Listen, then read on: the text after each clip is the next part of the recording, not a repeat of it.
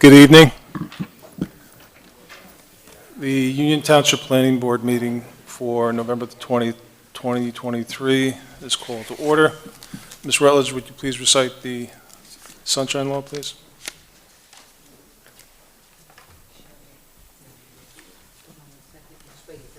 Okay.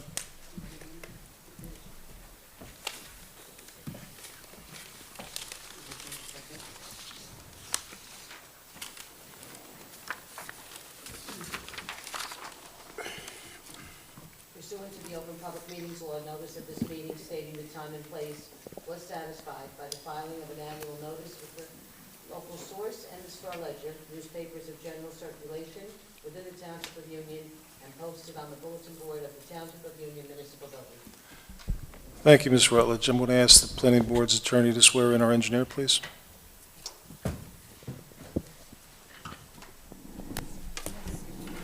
Okay.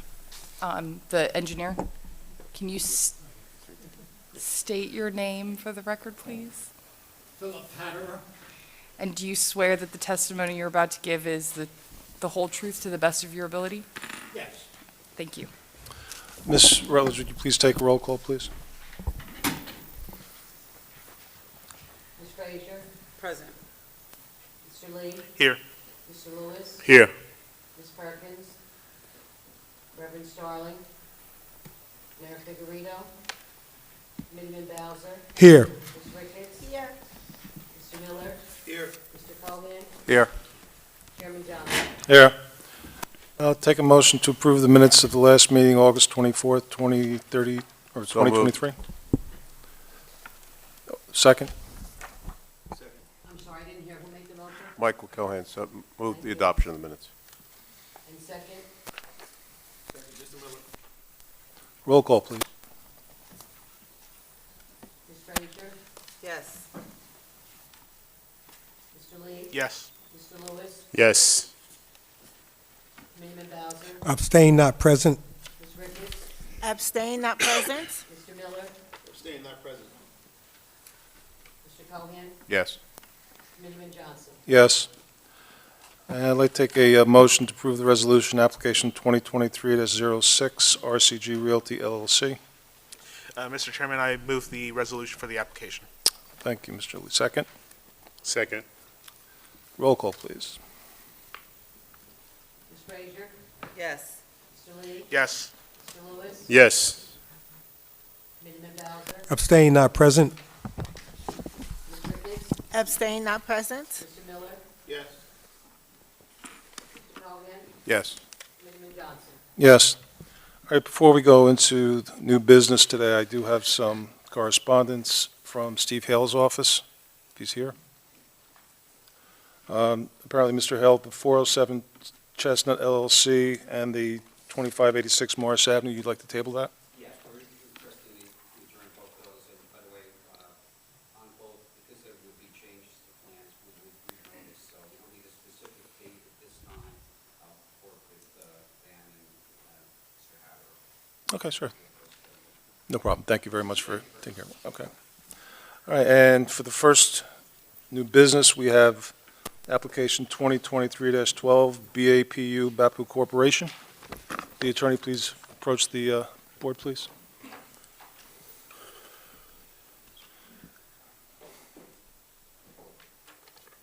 Good evening, sir. Could you please identify yourself for the record, please? My name is Michael Koski. I'm attorney at the law firm of Greenbaum, Smith and Davis. And our office represents Bapu Corporation, the owner of 2735 Route 22 West in the township, which is also designated as Block 3402, Lot 2.01. Thank you, Mr. Roski. Would you like to make an opening statement? Thank you. As I indicated, our client in the applicant this evening is the owner of the property located 2735 Route 22 West, which has been designated as an area in need of redevelopment by the Township Committee and subject to the Clinton Manor redevelopment plan.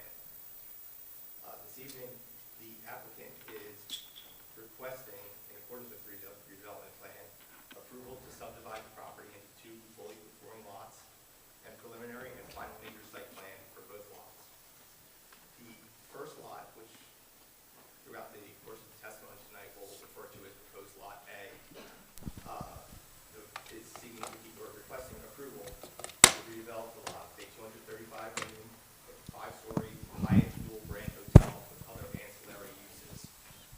addition, the applicant is proposing to use the banquet hall.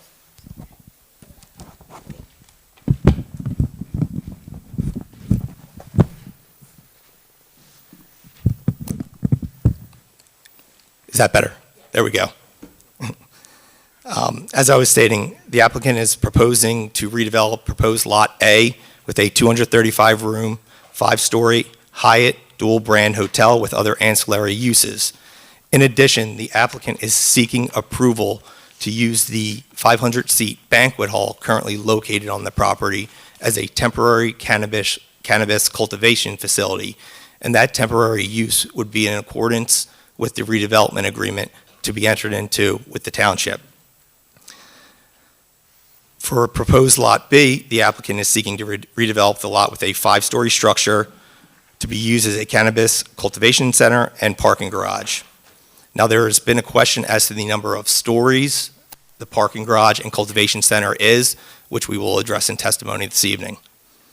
The entire parcel contemplates the provision of 274 parking spaces, with 210 of those spaces within the parking garage, and the remaining 64 to be provided as surface parking spaces across proposed Lot A and Lot B. As indicated, the subject property is subject to a redevelopment plan, which includes as permitted uses, the use of a hotel, and the cultivation center. The applicant is, however, seeking relief from certain bulk requirements of the redevelopment plan. And in the testimony this evening, we will address each of those requested variances and provide the justification for the granting of those variances. In support of the application, the applicant will present testimony of its engineer, a traffic engineer, its planner, architect, consultants that specialize in cannabis cultivation, and a representative from the applicant. Mr. Chairman, our office sent the required notices as required under the municipal land use law and provided the planning board with a affidavit of notice. Thank you, Mr. Groski. And how many witnesses do you plan on calling, sir? 7, Your Honor. 7. And we normally have a cutoff at 10 o'clock. Will you be able to? We'll move quickly. Because we have another. Yes, yeah. If it takes too long, we can always table it to another time. But Two of the witnesses will discuss operations with respect to the cannabis, and that should be very quickly. that's Quick. really- Okay. fair enough. We'll certainly try to move it. Thank you. Please call your first witness, sir. At this time, I'd like to call Mr. Michael Nana, professional engineer with Stonefield Engineering.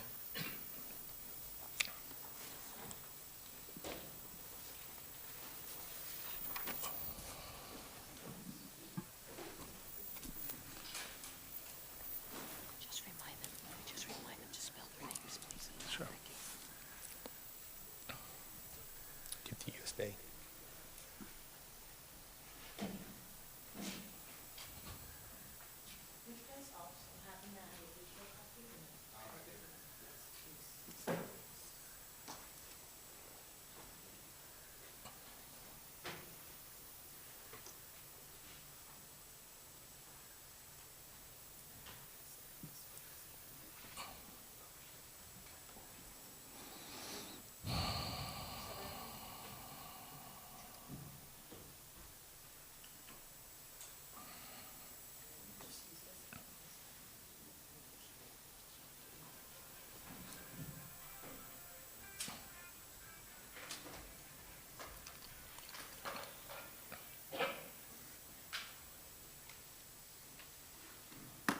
Good evening, sir. Thank you for coming to the board today. Could you please identify yourself for the record, please?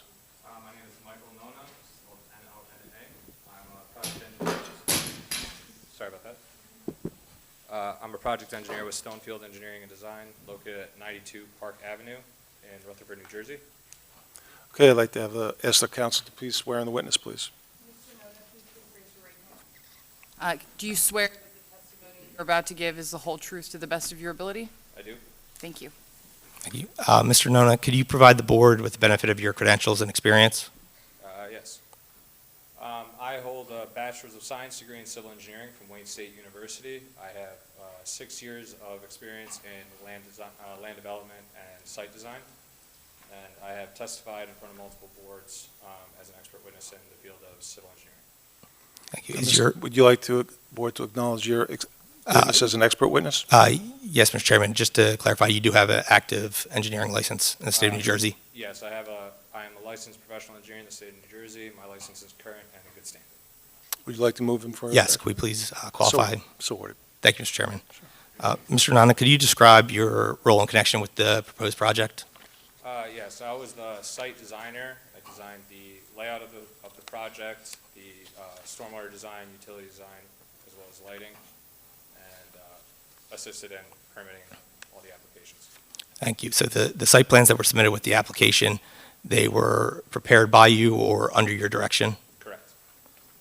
And in preparing the plans, did you review the redevelopment plan and the township ordinances? Yes, I did. Okay.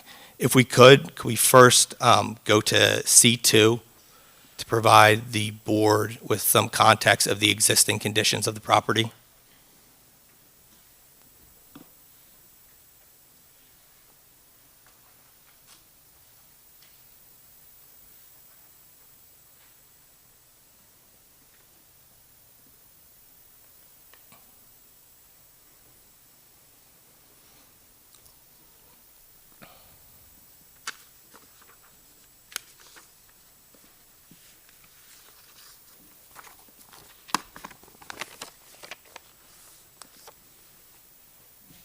Okay.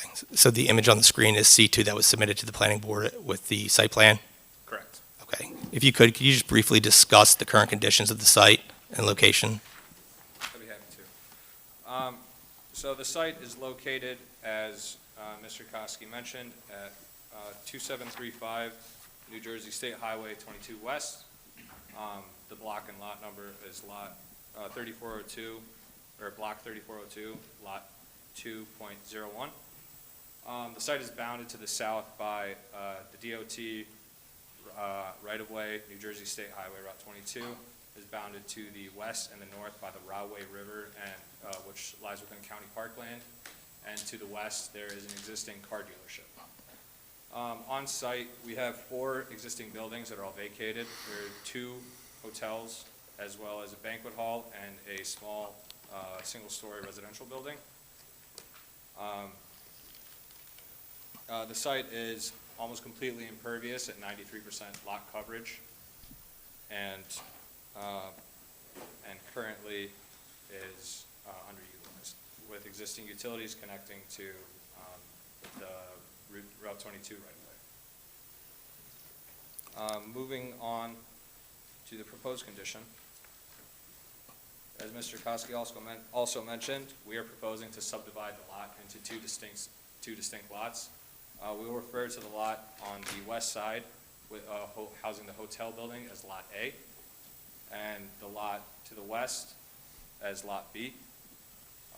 Lot B holds the cannabis cultivation center as well as parking garage. Starting with Lot A, the lot is in conformance with all major bulk zoning as part of the redevelopment plan. It holds a 235-room hotel. The building has a footprint of approximately 30,000 square feet. The building is 5 stories and 63 feet tall and complies with all setbacks for the primary structure. We are also proposing to increase the open space on site by reducing the impervious coverage by approximately 30%. As far as setbacks go, there is one accessory setback for the parking garage in the top left corner, or not parking garage, my apologies, for the trash enclosure in the top left corner. That is within the 20-foot setback. The setback for that is 9.5 feet. For Lot B, the parking garage, we are also in compliance with all major bulk zoning standards. One discrepancy noted in the planning letter is that it is noted as a 6-story building. We are proposing 5 stories above grade, including a basement. The building is compliant with the height requirement of 62 feet, but with the interpretation of the zoning, which our planning expert will get into a little bit more, that would be considered a C variance if it is deemed to be 6 stories.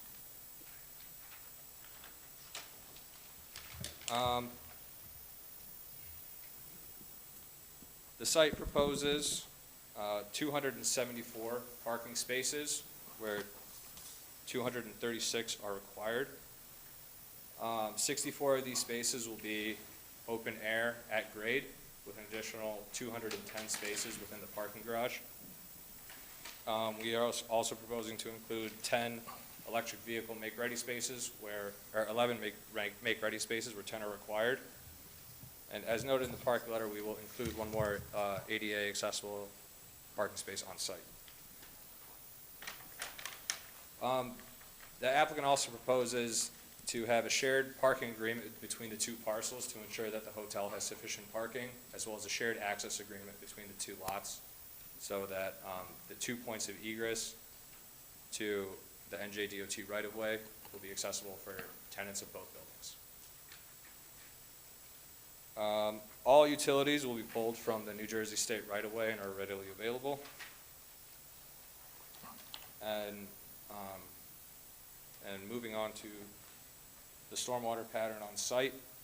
Existing on site, the stormwater drains roughly 50% to the north and west to the Rahway River, and approximately 50% south into the New Jersey DOT right-of-way. The applicant is proposing to maintain the same drainage pattern while improving water quality and runoff by reducing impervious cover. The application proposes to add over an acre of open space, including 174 trees on site, and as you can see by our rendering here, significantly more green space than was there in the existing condition.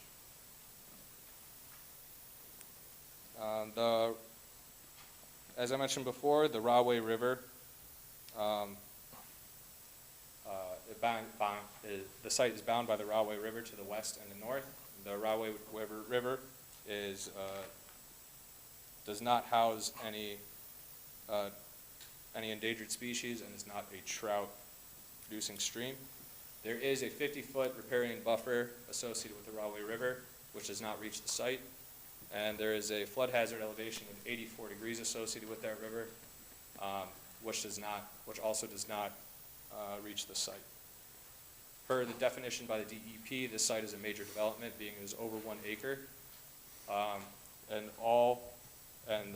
As we noted in the stormwater report that was submitted as part of this application, we comply with water quality, water quantity requirements set by the DEP. If I can move on to the lighting plan, which for the record is sheet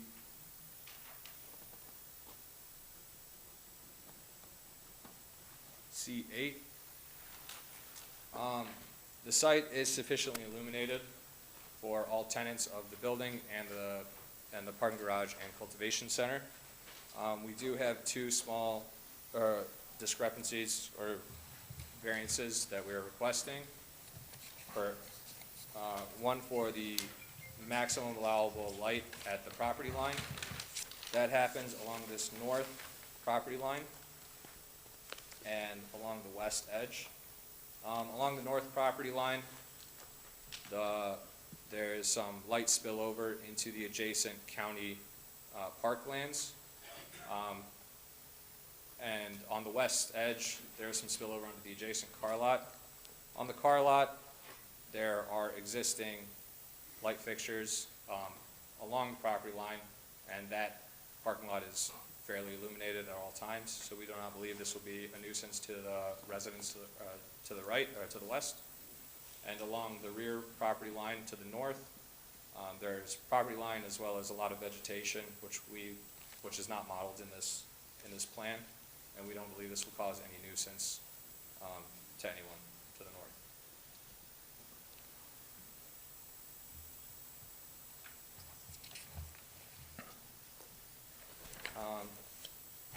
As I mentioned before, the site is proposing over an acre, approximately 49,000 square feet of open space, which was not there before. This will improve stormwater quality, how the site looks, and just make it a much more inviting scene.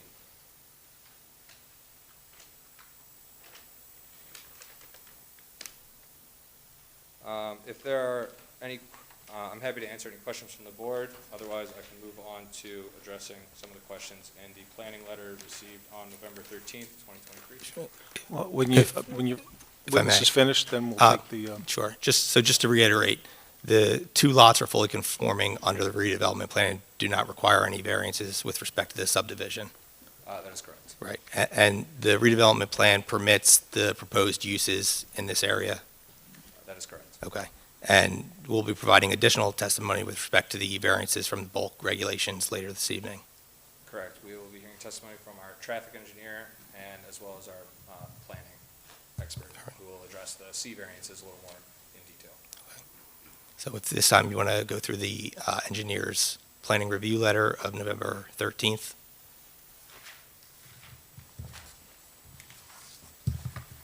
The applicant is largely in line with the planning letter. We have no major issues addressing the comments that were made. A few that I would like to address in this testimony.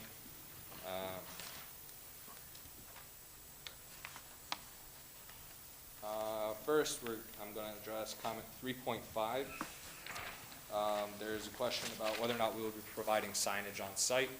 The signage package has not been prepared. We're still working on exactly what it's going to be. There will either be a freestanding sign or a pylon sign or a monument sign along the NJDOT right-of-way. That sign will comply with all ordinance requirements. Additionally, comment 3.7, the question was asked about any fuel stored in underground fuel tanks on site. A phase 1 environmental assessment has been prepared. If the board likes, we can share that with the engineer. There were no underground tanks found on site. There were 2 above-ground tanks used for fuel storage on site. One of them has already been removed. The second will be removed as part of the demolition package. If any underground tanks are found during demolition, then they will be disposed of following all local, state, and federal requirements. Comment 3.8, the applicant proposes 6-foot-high white vinyl fence along the west, north, and east sides of the property. In the last submission that was adjusted, we're proposing a white vinyl fence along the west property line, abutting the car dealership, going up and around. There's also an existing chain link fence along that property line, but the white vinyl fence will improve the facade on our end, as well as provide some additional security for the Cannabis Cultivation Center.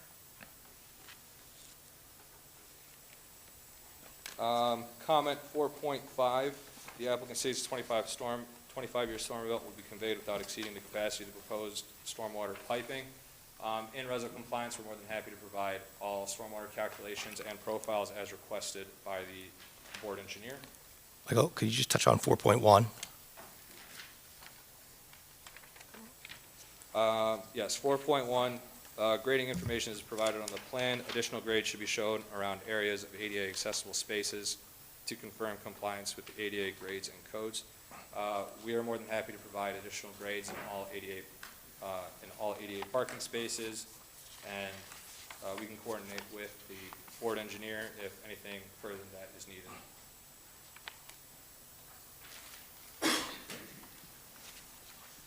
Comment 5.1, there was a discrepancy in the gross floor area of the Cannabis Cultivation Center. On our plans, we noted 50,000,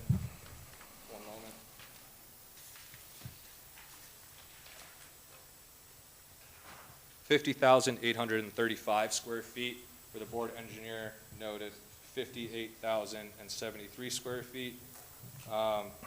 We believe this discrepancy was because we calculated the grow area. We are more than happy to comply with the 58,000. And it is noted that the mechanical area was not counted towards this gross floor area. That being noted, as part of our parking requirement, we are slightly above the maximum allowable parking. We believe that bringing this gross floor area up a little bit will get us a little bit closer to not exceeding. We are still, with that parking count, we would still be overparked by, I believe,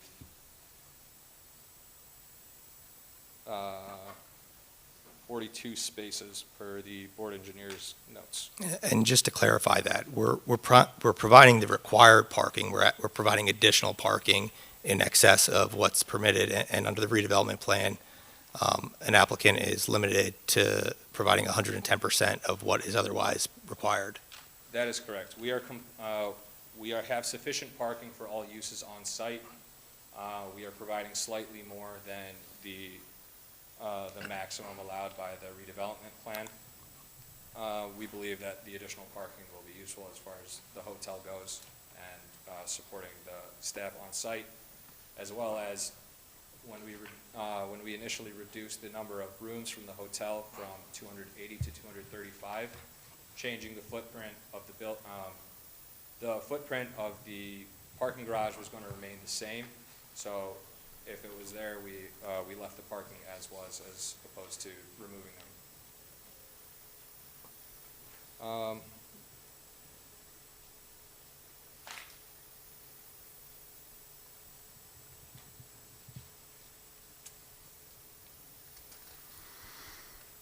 Comment 7.5, there was a request for truck turn exhibits for the loading zone. Oh, I'm sorry, I misspoke.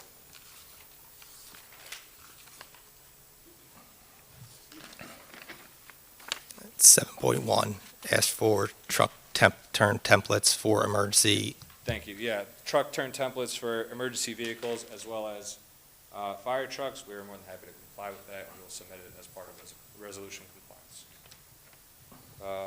Mr. Kosky, do you have any more questions you'd like to address? Can you confirm that the applicant will agree to comply with any state or federal requirements, any permits that are required for the project? Yes, we will. No more questions. Thank you. Questions from the board? Yes, I have a few questions. So you said you changed the room count from 280 to 235. What will be replacing those rooms? What will be in those spaces? The rooms will not be replaced. The rooms were enlarged slightly, but we do have the architect here who can probably speak to that a little better than I can. Okay. Also, the parking garage, is there some kind of walkway, either underground or above ground, connecting to the hotel room, to the hotel? There is not an underground or above ground passage. I can try to zoom in a little bit here. There is an accessible path from the parking garage. So right here, if you were to enter the parking garage, you would exit along these doors that abut the drive aisle in the middle. As you can see, there's a ramp and a crosswalk right here between the two lots. And then from there, a guest of the hotel can either walk around to the front of the lobby or take the shorter path and go around the back and enter through this rear door. Okay, thank you. And the cultivation center, are they located next to the parking spaces, or are they separate levels? They are on separate levels. I believe there is.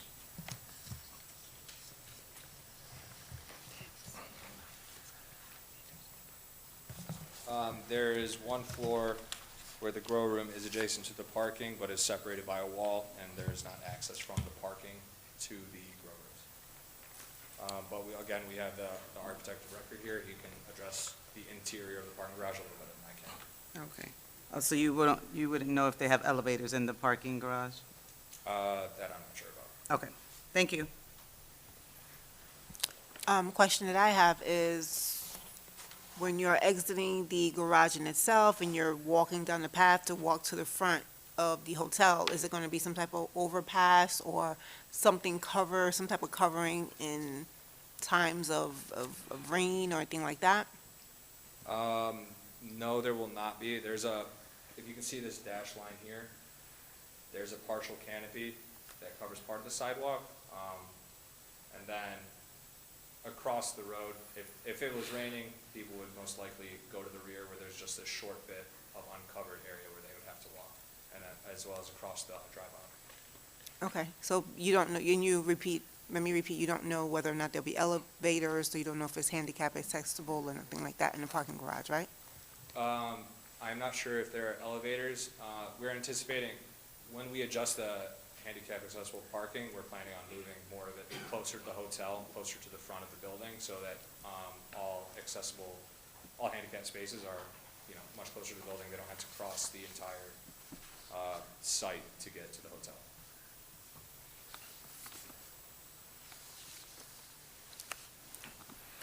Hi, I had a few questions. The first question is almost a follow-up to the question from the reduction of the 280 rooms to the 235.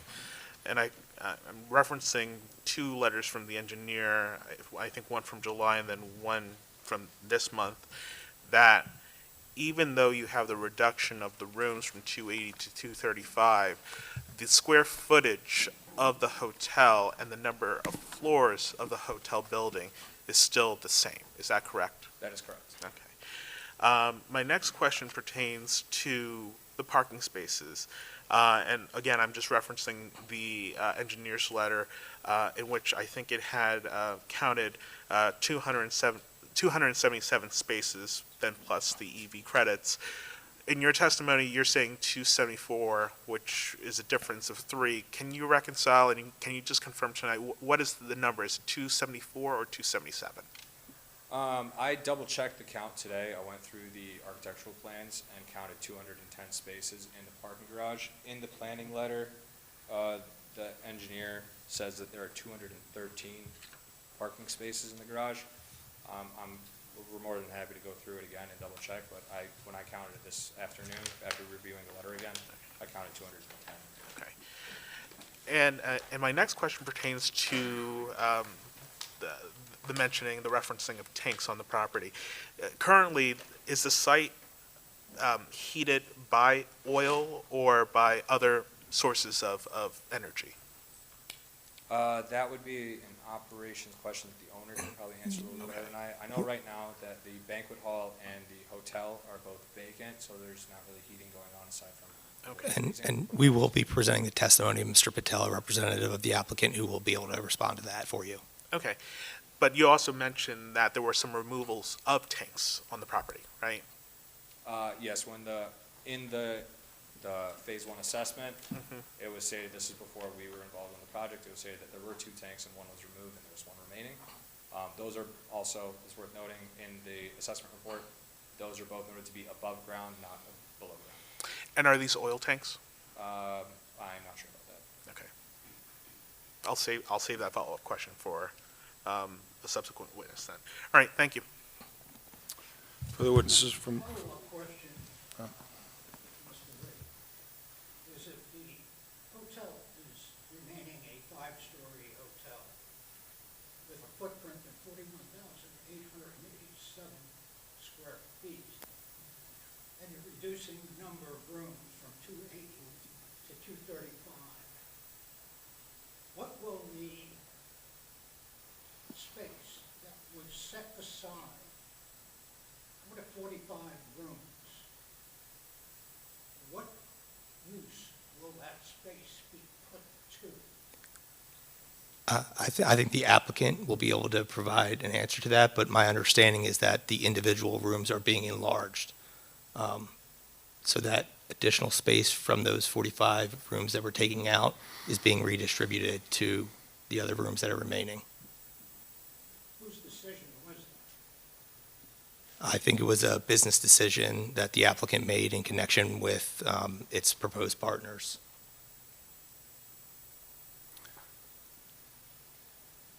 So now these rooms are going to be larger. The remaining rooms, 235 rooms, are going to be larger than what they were originally. That is my understanding, but again, once the representative of the applicant comes up, he will be able to provide additional testimony on that. And is the architect prepared to present a revised set of architectural plans? I believe so, if it's necessary. The change really deals with the size of the room, so everything else that's on the architectural plans is to remain the same. If that's what the board requires, a new set showing the individual rooms can be provided. I would absolutely require Happy to. a revised set of architectural plans. Happy to. Any further questions from the board? All right, Mr. Nolan, I just have a couple of quick questions. In doing your analysis of the current property, did you do a survey of the prior diagrams of the property? Can you elaborate on that? What do you When mean? you did your analysis, did you use, the building that's there now, it's been there for a while. Yeah. Did you review prior surveys of the property? Prior to the buildings, no. No, okay. Do you know if there are any underground tanks in there? We are not, as far as the environmental assessment goes, it states that they did not find any underground takes when they were going through the site. Okay. But that's, you don't know. As far as we know, there aren't. You don't know, okay, that's fine. But- Now, if there is, let's say, just play devil's advocate, if there is, and there is, let's say, just, again, we're playing devil's advocate, a leak in one of those tanks, will the applicant be ready to clean up that area, to take care of any contaminated soil that may be, and there may or may not be there, I don't know, but I'm just asking that question. Again, the applicant will be able to respond to that, but I would think if required by law to remove that Yeah. tank, it Right. would be removed and remediated in accordance with federal and state law. Right, because it would have to be, because there are underground streams in the area. Yeah. And we wouldn't want to get those Sure. streams contaminated. Okay. Understand? But as of now, you don't have any information on that? Correct. Okay, fine. The other thing question I had, again, with the reduction of rooms, that's a lot of rooms, that, the reduction, and I believe the owner's going to give us information on what he's going to do with it? Okay, all right, that's fair enough. All right, thank you, sir. Any other questions from the board? The banquet hall, are you gonna still have the banquet hall? The banquet hall will be turned into a temporary cannabis cultivation center during construction of the Lot B, as Mr. Koski mentioned. And what I can tell you about that is with discussions with the township, they were in agreement to allow it to remain a temporary facility for 12 months.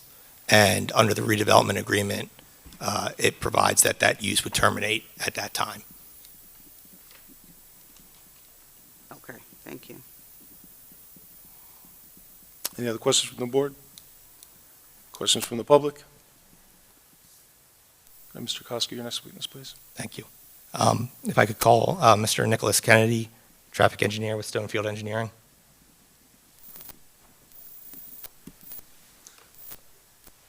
Good evening, Mr. Kenny. How are you? You please, just for the record, recite your name, spell your last name for the record, please. Sure, my name is Nicholas Kennedy, that's Kennedy. I'm with Stonefield Engineering and Design, located at 92 Park Avenue in Rutherford, New Jersey. Okay, we'll ask our attorney to swear you in, please. Mr. Kennedy, can you please raise your right hand? And do you swear that the testimony you're about to give is the whole truth to the best of your ability? I do. Thank you. Mr. Kennedy, could you provide the board with your credentials and experience? Sure, I'm a licensed professional engineer in the state of New Jersey. My license is current and in good standing. I hold a Bachelor of Science in Civil Engineering from the University of Hartford, and I've prepared over 100 traffic studies throughout the state of New Jersey. Mr. Chairman, could we would Mr. respectfully... Koski, would you like us to recognize him as an expert witness? Yes, please. So ordered. Thank you, Mr. Chairman. Mr. Kennedy, could you describe your role in connection with this project? Sure, I'm the traffic engineer for the project. Okay. And did you assist in the preparation of the traffic assessment letter report originally dated June 2nd and revised November 8th that was submitted as part of this application? I did. Okay. And in preparing the traffic assessment report, did you review the proposed plans for the project? Correct. Okay. What other resources did you rely upon to prepare the traffic report? We relied on our knowledge of the area. This is an NJDOT road, so our relationship with them and the process you have to go through for that. Again, I've prepared over 100 traffic studies. We utilize the Institute of Transportation Engineers, trip generation manual to conduct our analyses, and we review the township ordinance as it pertains to the parking and the redevelopment plan. Okay. Could you provide the board with a summary of the traffic report and the conclusions reached in there? Sure. So I'll try to keep this fairly brief. As you heard, our site is located along US Route 22 West. That again is under NJDOT jurisdiction. We're currently going through our driveway access application, that process with the DOT. We have submitted our initial submission. It's currently under review as it goes with the DOT. It's kind of a back and forth process as far as access and the location and turning movements out of, the proposed driveways. I will say they do agree with the removal of that middle driveway and kind of sticking with one ingress driveway and one egress driveway on Route 22. Route 22 is, again, it's a 3-lane roadway in this section. Route 22 east and west are actually split by a median that has multiple retail and commercial developments along it. There's multiple jug handles to make U-turns along the roadway as well, and it carries about 100,000 vehicles a day. So this is a roadway that definitely sees a fair share of traffic volume, and the developments in the area are that generally belong in this kind of, this corridor, this NJDOT area. To assess the traffic volume associated with our development, we used the Institute of Transportation Engineers Trip Generation Manual.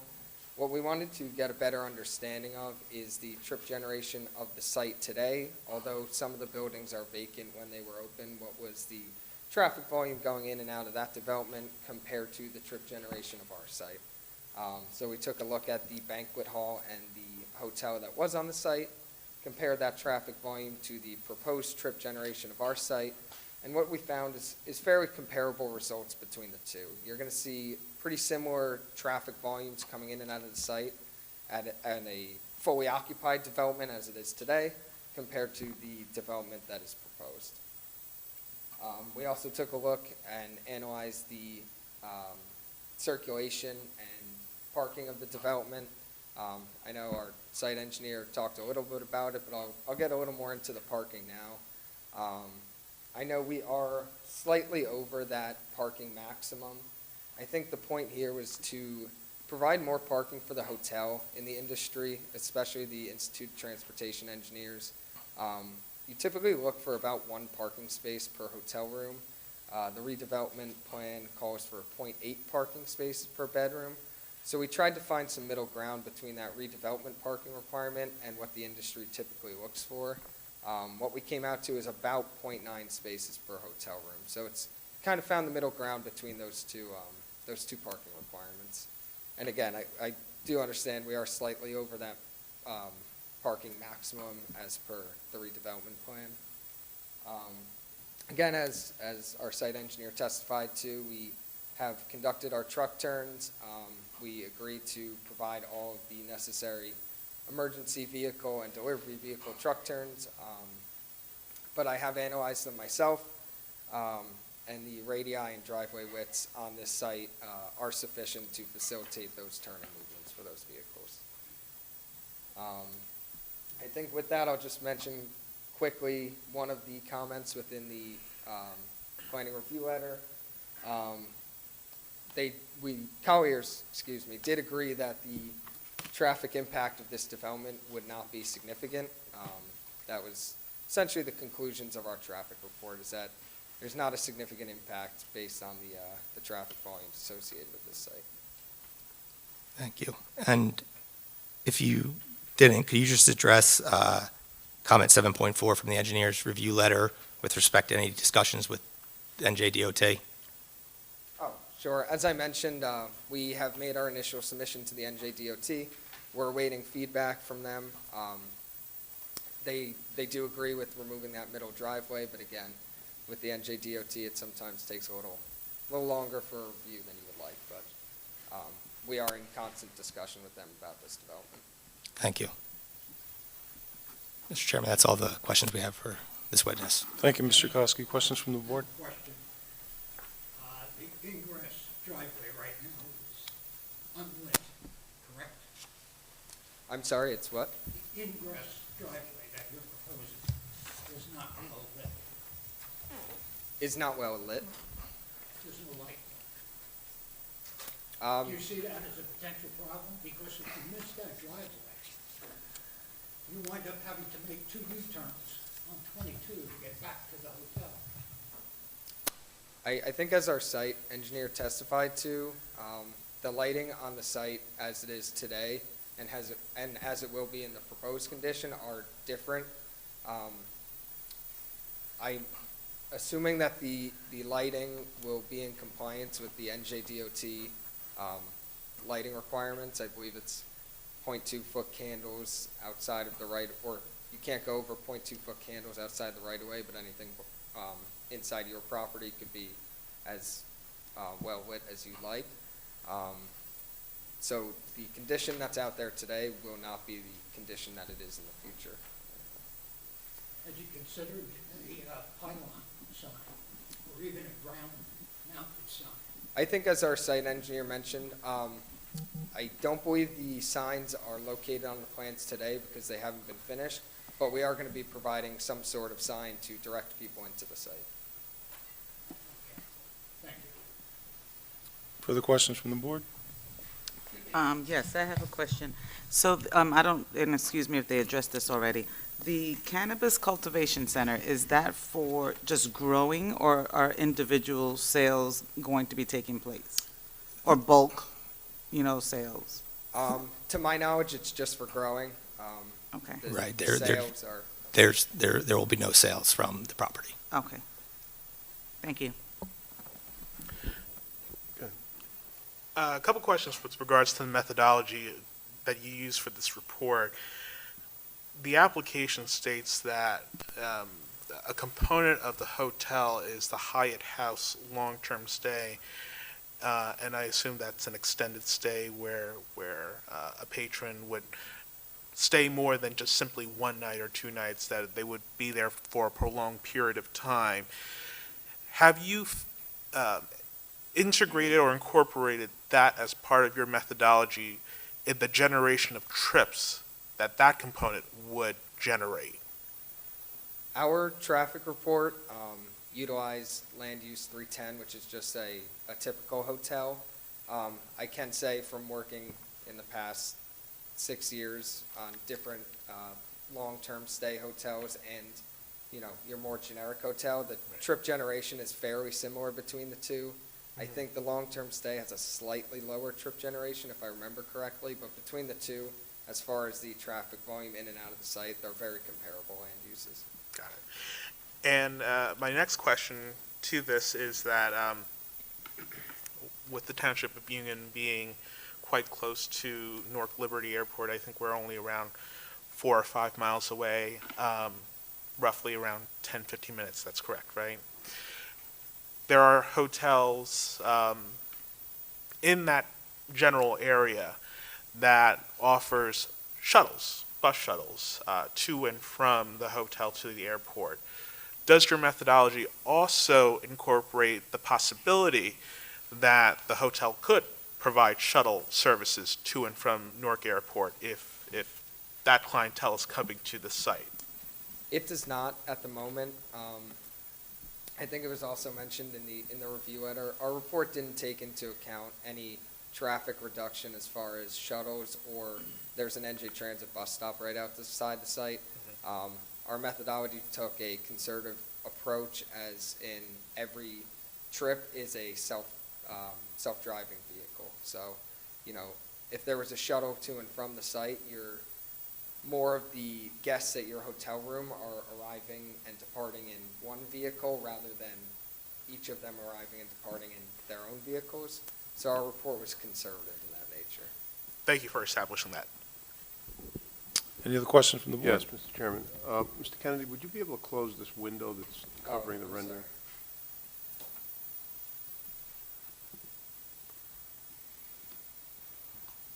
sorry. And give us a view of the whole site? That's good. Well, so my question is, ingress and egress from the parking deck is through the driveway that appears visible there on the left side of the Through this upside down L looking Correct. driveway. So when vehicles are leaving the deck, in order for them to exit the property, they're going to come back down towards the entrance, the ingress ramp, and have to pass across the front of the property in order to exit? There's actually two ways to exit. I would expect most vehicles to actually travel along the rear of the property and then out of the egress driveway that way. So, but that looks like a one-way going, and that doesn't make any sense to me. There's an arrow that Oh, I indicates- apologize. That is a,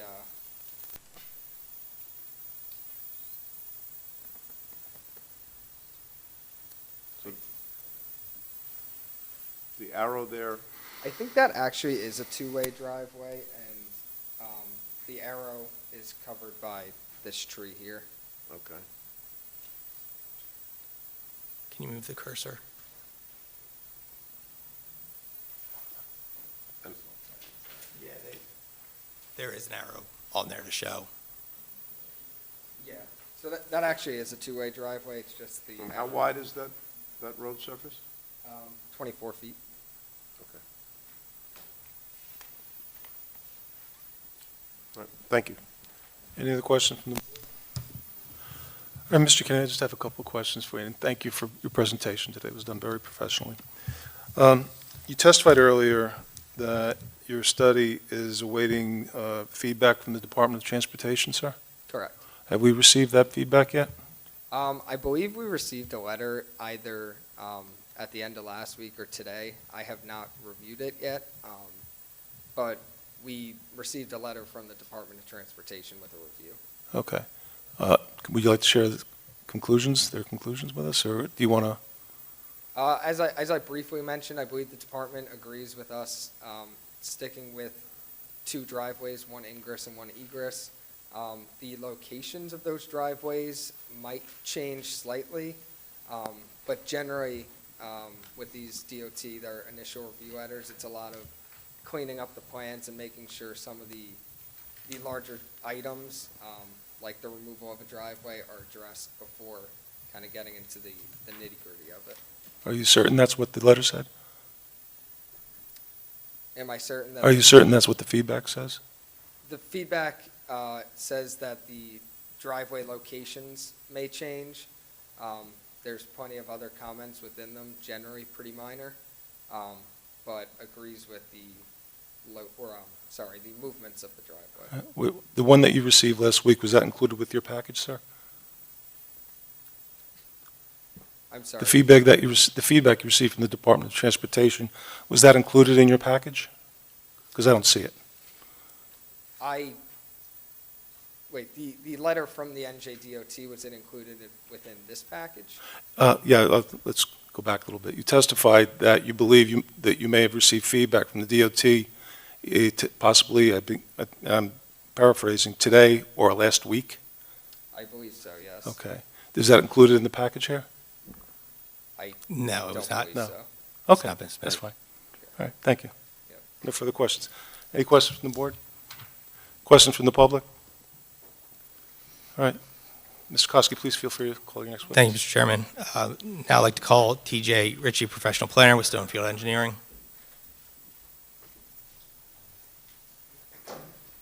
Good evening.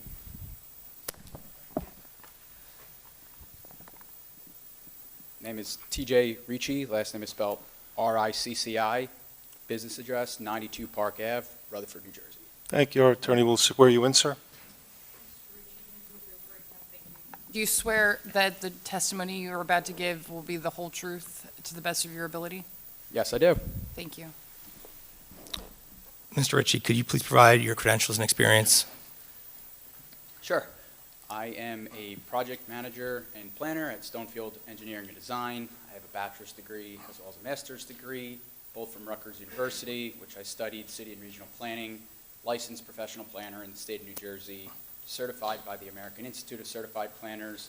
I've testified before more than 65 different boards throughout the state of New Jersey.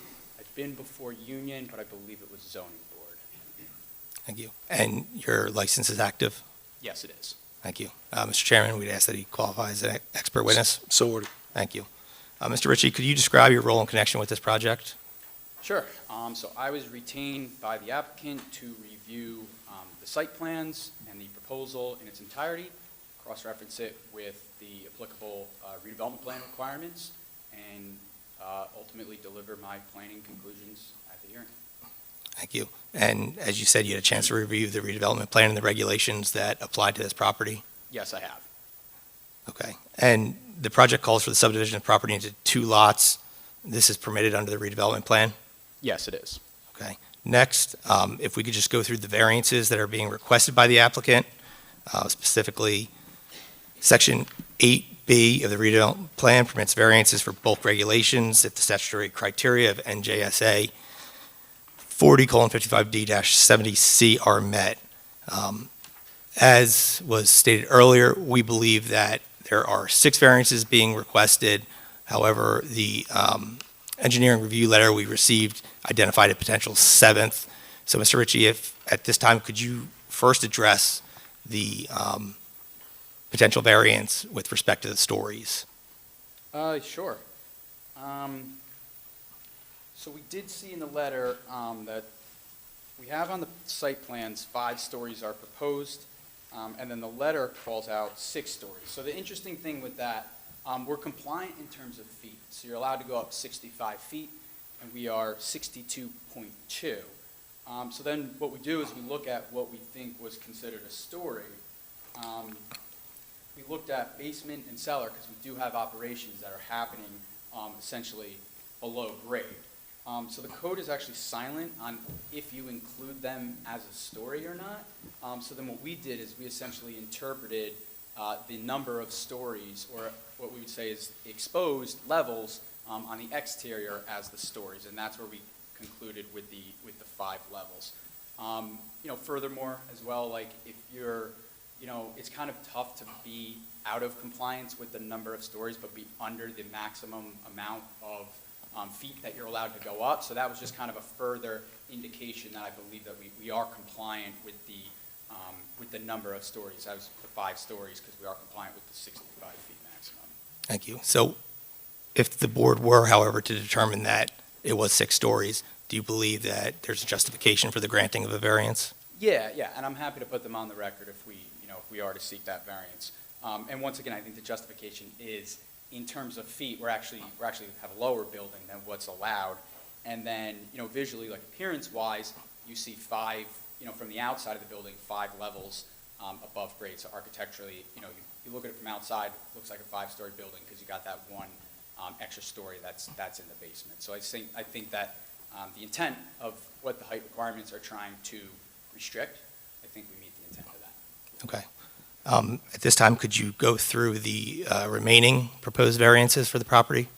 Yes, absolutely. And just briefly, I'll talk a little bit about the site and the existing and the planning background. I hope I won't bore anybody too much. I'll keep it very brief, and then I'll get into the variances and tie up my testimony. So this is a property that's just over 4 acres. You have the subdivision that's proposed. The use on the left side of the property is hotel. Right side is going to be parking garage and the cannabis dispensary. The 2 properties are going to share this access through the middle of the site, which is generally where that subdivision line is proposed. This is a property in the Clinton Manor redevelopment area.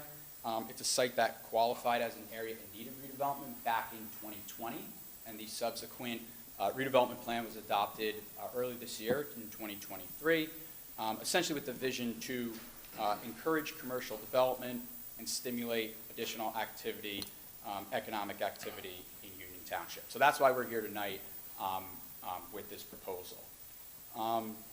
So per the redevelopment plan, hotels as well as cannabis cultivation are permitted as principal uses in the zone, and parking garages are permitted as accessory uses. So use-wise, we're right in line with what the redevelopment plan calls for. We do have some relief related kind of to the design specifics of the site. So we have a few variances that really relate to the technicality of the subdivision, how we have that line that goes through the middle of the property. I believe it was mentioned we have a drive aisle. This was in one of the letters, that the drive aisle must be set back 10 feet. Technically, it runs through the middle of the site. It's on the property line because we have that subdivision. kind of a unique situation. And same thing with regards to loading. 4 loading spaces are required, so 2 for each use, and we have 3 instead of the full 4. Each use has its own loading space, and then you basically have shared access, and you have this shared drive aisle, so there's essentially going to be this shared access to the loading space in the middle. So while each use has its own, it also has access to a second use, a second loading space, if it's not being used at any given time. With regards to lighting, we have some relief for the maximum lighting at property lines. Basically, you can't go over 0.5 foot candles. A majority of that non-compliance is, once again, along that middle subdivision line because it's a drive aisle. We do have pockets on the exterior of the property. As Mr. Nona mentioned, you have some on that right side property line, but we have a car dealership. They generally favor very high lighting levels, and then every other non-compliant area is abutting that, that thick wooded area in the back, which is essentially the Rawway River, so it's not going to impact any surrounding properties. And then a couple variances on the minimum lighting levels. A minimum of 3-foot candles is required, and then we do, once again, we have a couple small pockets where we have 0-foot candles along the property line. There are areas of the site that doesn't require it to really be lit. They're very, very small intrusions of actually non-compliant lighting areas on the property. And the thing with lighting, you don't want to exceed any of the maximums, but you also want to try to provide those minimums. So really, the lighting plan represents the best balance, I think, with compliance between the two and having an adequately lit site. With regards to the trash enclosure setback, 20 feet is required from the property line. That is located in the top left corner of the site. 9.5 feet is proposed. It's really a result of the site's driveway geometry and where that lines up with some of these drive aisles.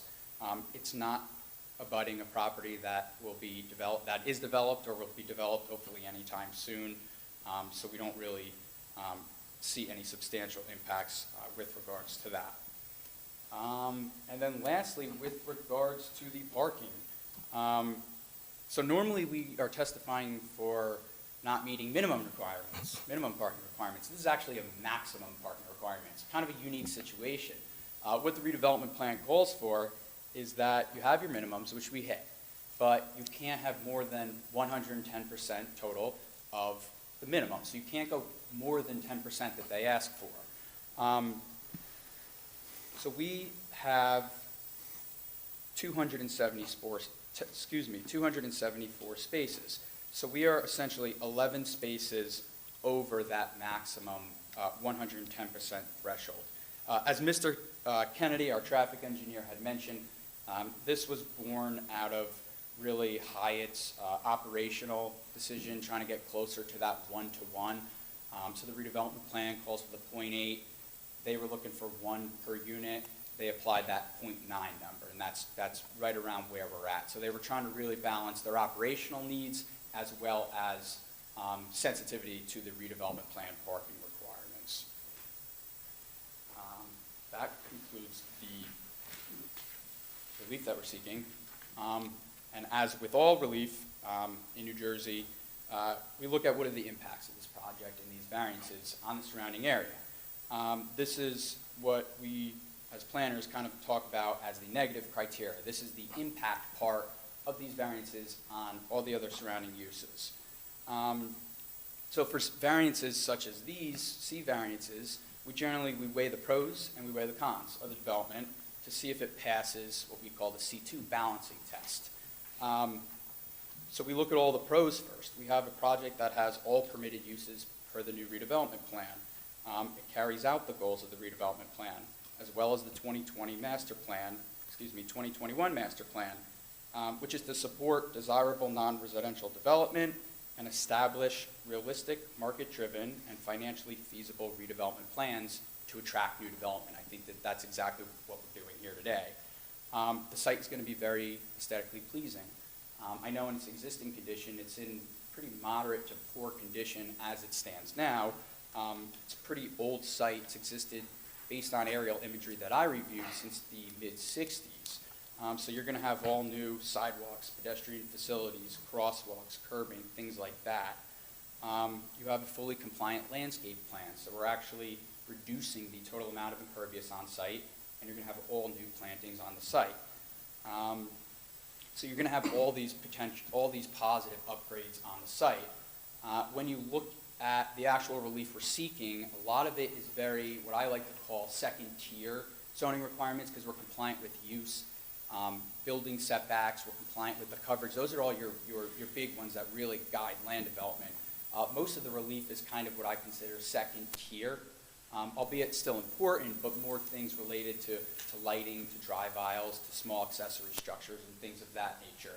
So we do have that pretty good amount of buffering on the side, which I think is mitigating all of these non-compliances. And then I think most importantly, this is a redevelopment area. We have a site that is in compliance with the local redevelopment and housing law, therefore carrying out the planning goals of the state, which essentially promote safety and general welfare. So you balance basically all these positives, all these planning pros against the potential negatives of those design-related relief that I had mentioned, which I think are all pretty justifiable per this site design. So it's in my professional opinion, I think there's a clear satisfaction of the C2 balancing test for all this relief, meaning that the benefits of this project as a whole would substantially outweigh any potential negatives. I know this redevelopment process has been kicking around for a few years now, and I imagine the town would like to see this site developed.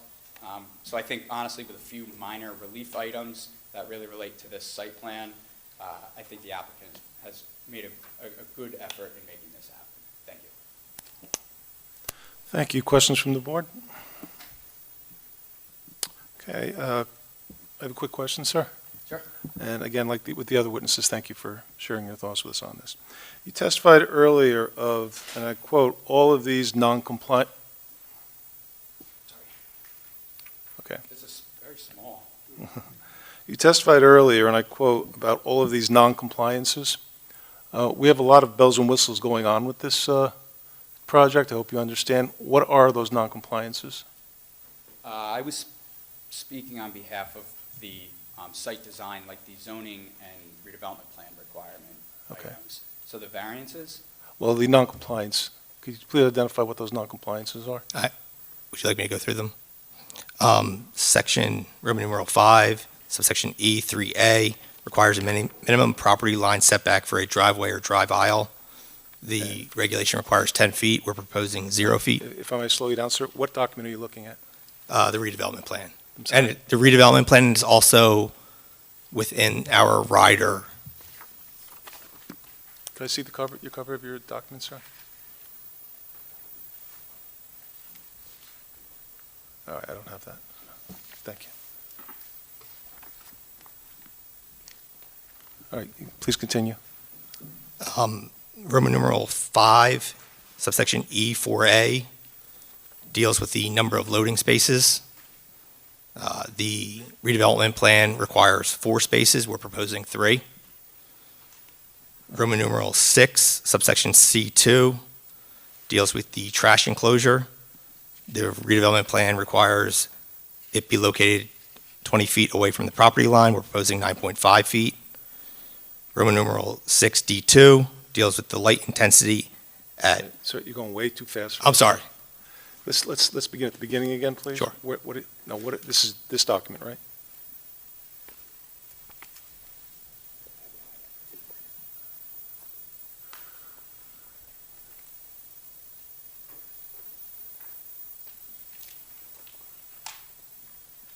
Right, okay. Thank you very much. All right, please continue, sir. So the first variance or request for relief from the regulations of the redevelopment plan deals with the minimum property line setback for the driveway or drive aisle. The regulations require 10 feet. We're proposing 0. And as Mr. Ritchie had testified to, that is born out of the middle drive aisle between the two properties. Okay. The second request for relief deals with the number of loading spaces. We're required to provide 4. We're proposing 3. The next request deals with the trash enclosure. The redevelopment plan requires it be set back 20 feet from a property line. The project proposes a 9.5-foot setback. The next deals with the light intensity at general level. The redevelopment plan requires a minimum of 0.3 FTC. Our project proposes a 0 FTC.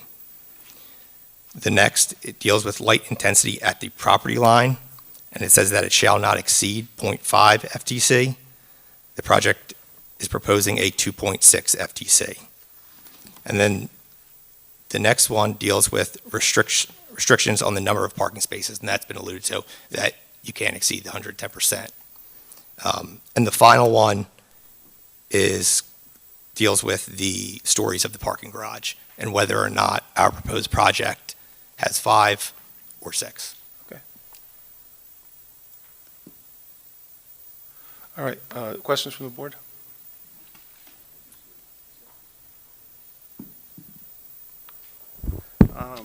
Quick question. This contains to the temporary cannabis cultivation facility.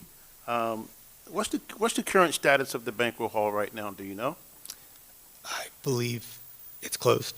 It's closed. It's Closed? not operational. All right. Second question. Will there be any structural changes to that banquet hall to set up the temporary facility? To the extent it's required under the state licensing requirements to ensure safety and security, the applicant will be able to testify as to any additional structural changes. But under the state law, there's requirements with respect to storage and security. So those would have to be addressed in order to use the banquet hall for that purpose. All right. So there may be further variances needed to set up the temporary facility? I don't believe so because everything would be on the interior. But we can certainly have the applicant testify as to what is being proposed in terms of improvements to that structure. Okay. All right, thanks. Any other questions from the board?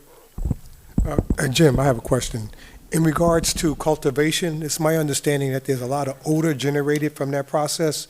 What plans do you have in place to mitigate that? We actually have a consultant here with us tonight who deals in that area, who can testify to the procedures and plans to address any odor that emanates from the property.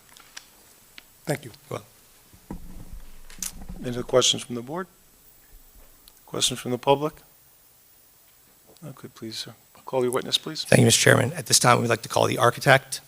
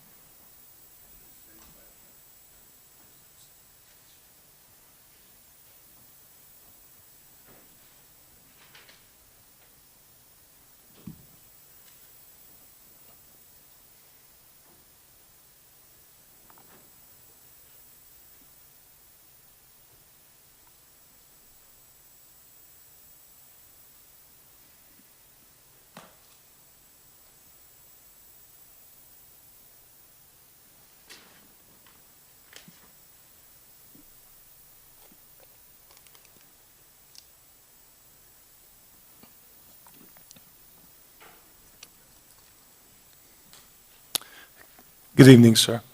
Good evening. Will you please recite your name and please spell your last name? Subhash Mazumdar. Mazumdar is M-A-Z-U-M-D-A-R.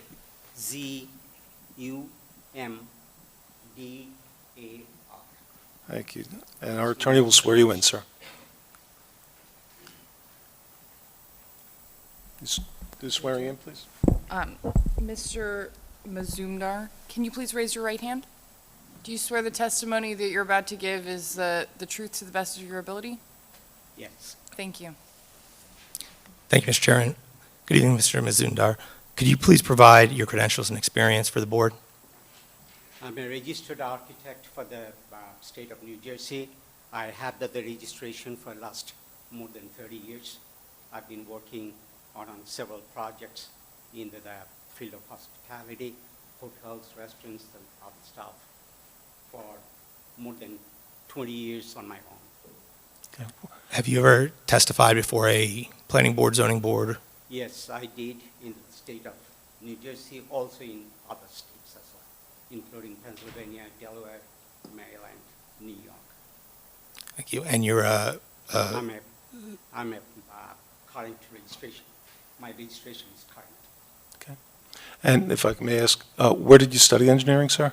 Oh, I studied initially my undergraduate degree from India, and then I studied my master's from University of London, and then also I did the master's in architecture from the University of Houston, Texas.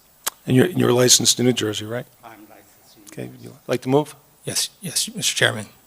Move for as an expert? Yes. So ordered. Thank you. Mr. Mazumdar, could you please explain your role in connection with this project? Before I go any further, I'd like to explain a little bit that I just came back from India last night.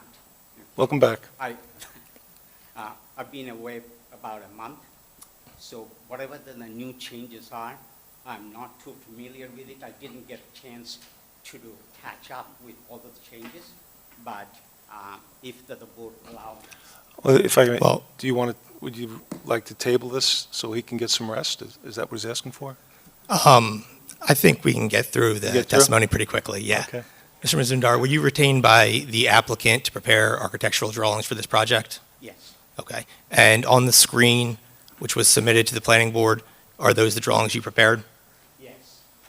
Okay. At this time? Under my supervision. Under you. It's been prepared by my other person who actually did work under my supervision for all these drawings. Okay. If the board allows me. Would you please have him identify who he's talking about, sir? Mr. Swan, would you? Yes, sir. My name is Swanadesh Karandikar. I go short for Swan, S-W-A-N-N, last name Karandikar, K-A-R-A-N-D-I-K-A-R. I am a designer. I've been in hospitality. I've worked for Marriott, Sodexo, and multiple other hospitality companies. I have been doing work in New Jersey, Maryland, in the hospitality industry, from construction to renovation.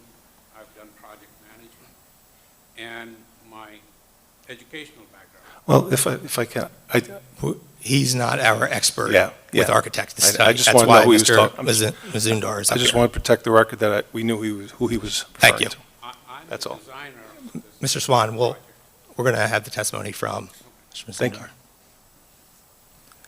you. As we were discussing earlier, the slides that are on the screen, is that the project that you're the architect of record of? Yes. Okay. At this time, are you able to toggle through the screen or the slides to show the board, the outside exterior architecture? That's.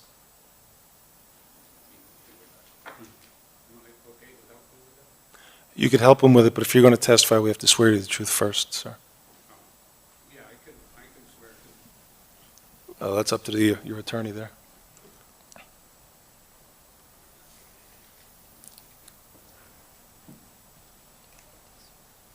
Could you describe the image on the screen? That's mostly the front face of the building, and the building is divided into two parts. On the right side, you can see that the Hyatt Place.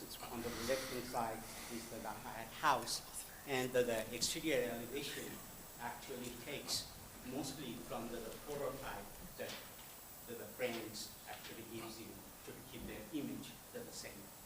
And it's mostly the top stucco all over, and with the glass, with the opening of the glasses, and it's stucco on the right-hand side. I believe that's the big. The panels, prefab panels on the right-hand side. You see the great ones or the deep ones. Thank you. And is it your understanding that Hyatt has requested a reduction in the number of rooms?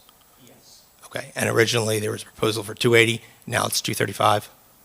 that's true. Okay, and does that reduction affect the square footage of the property? Sir, could you please speak into the mic? Oh, sorry. Thank you. It is mostly because of the height restriction. We had to eliminate one floor altogether. That's how the number of rooms put down. Understood. Did you have a chance to look at the engineer's review letter? No, Okay. In there, they requested that revised plans be submitted that reflect the reduction. Are you able to provide those plans? yes. Thank you. Questions from the board? I have a quick question. Oh, go ahead, Mike, Mr. Cohen. Go ahead. There you go. So, we heard testimony prior that the reduction of the number of rooms results in larger rooms.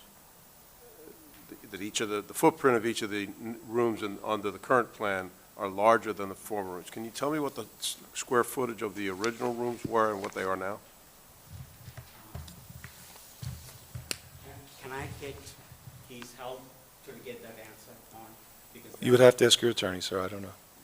Well, your plans are right there behind you, so if you look at them, we don't have the existing floor plan, but the old plan. Again, sir, you'd have to talk into the mic.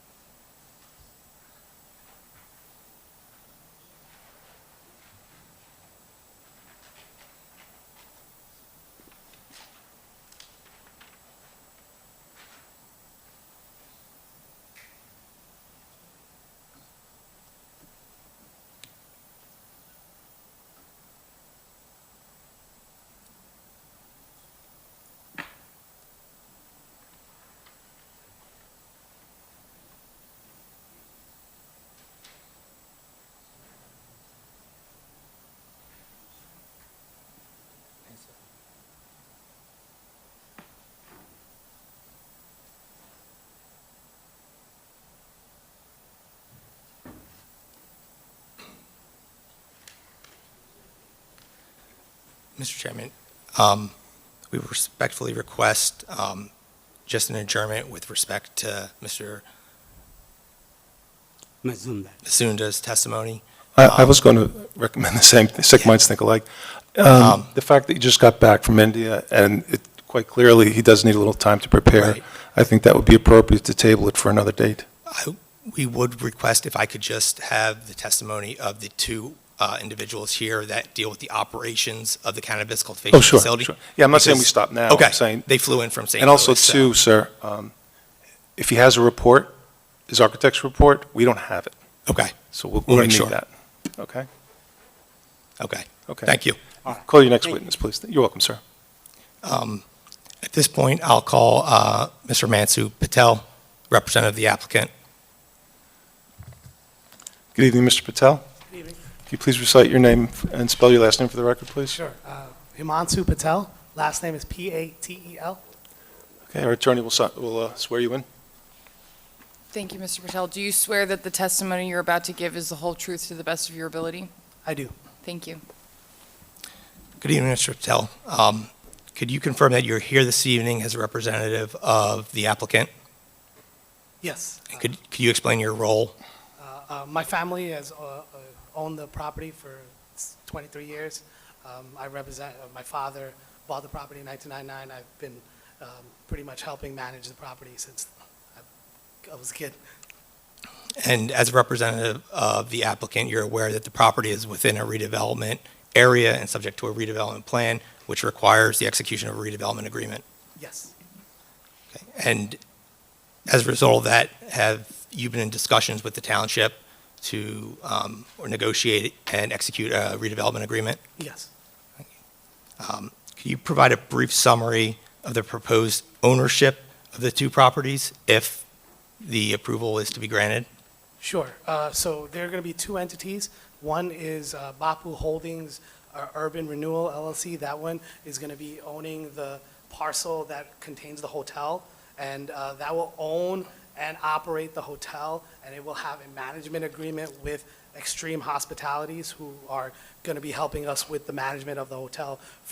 We have a 5-year contract with them. They were recommended through Hyatt. They have a very close affiliation with Hyatt. They've operated about 1,200 different facilities around the nation.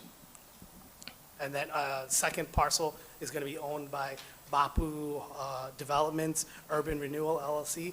That is going to own the parcel and the building, and it'll give an easement for the parking to the hotel entity for the parking requirements, and then it will lease the spaces for the cannabis cultivation to Vidu Brothers Cannabis Inc., which is going to be a leaseholder and going to be the owner. That they also own the Vidu Brothers owns the licenses to operate the cannabis cultivation facility. And the conveyances of both properties to the two urban renewal entities, that's contemplated under the redevelopment agreement with the Correct. township, correct?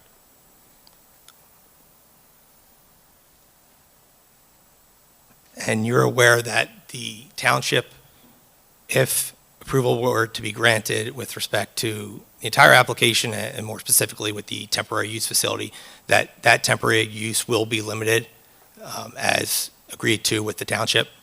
Yes. Thank you. We have no problems with that. No more questions, Mr. Chairman. Thank you, sir. Any questions from the board? Yes, I have a couple of questions. So you said you have a 5-year contract with the management company. Who will be managing after that contract is? We have an option to extend with them, or management will revert back to Bapu Holdings Urban Renewal.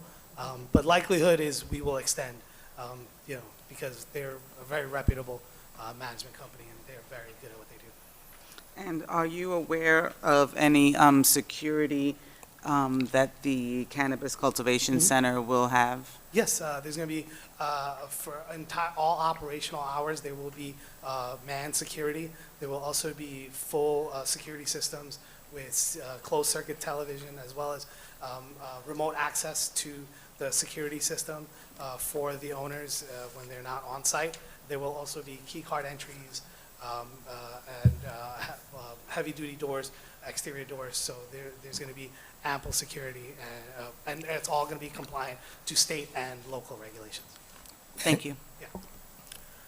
Further questions from the board? Yes, I have one. I'm not sure if this was answered already, but this was the question I was previously asked regarding, is the cannabis cultivation going to be around any parking spaces? So the main 2 levels will not be. The 3rd level is a smaller enclosed area. As I mentioned before, there is no entrance through the parking area into that enclosed area. But yes, there will be a few parking spaces surrounding that 1 floor. But like I said, there won't be any kind of access in and out of the parking garage structure into that part of the cultivation manufacturing facility.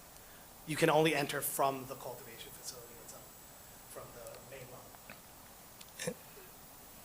And just to expand on that briefly, the township has an ordinance with respect to the licensing of businesses that are in the cannabis business, correct? Yes. And you intend to comply with all those requirements, and that would include security staff is required on the premises while open, monitored at all times by closed-circuit television. Security cameras must be IP capable and providing real-time footage over the internet.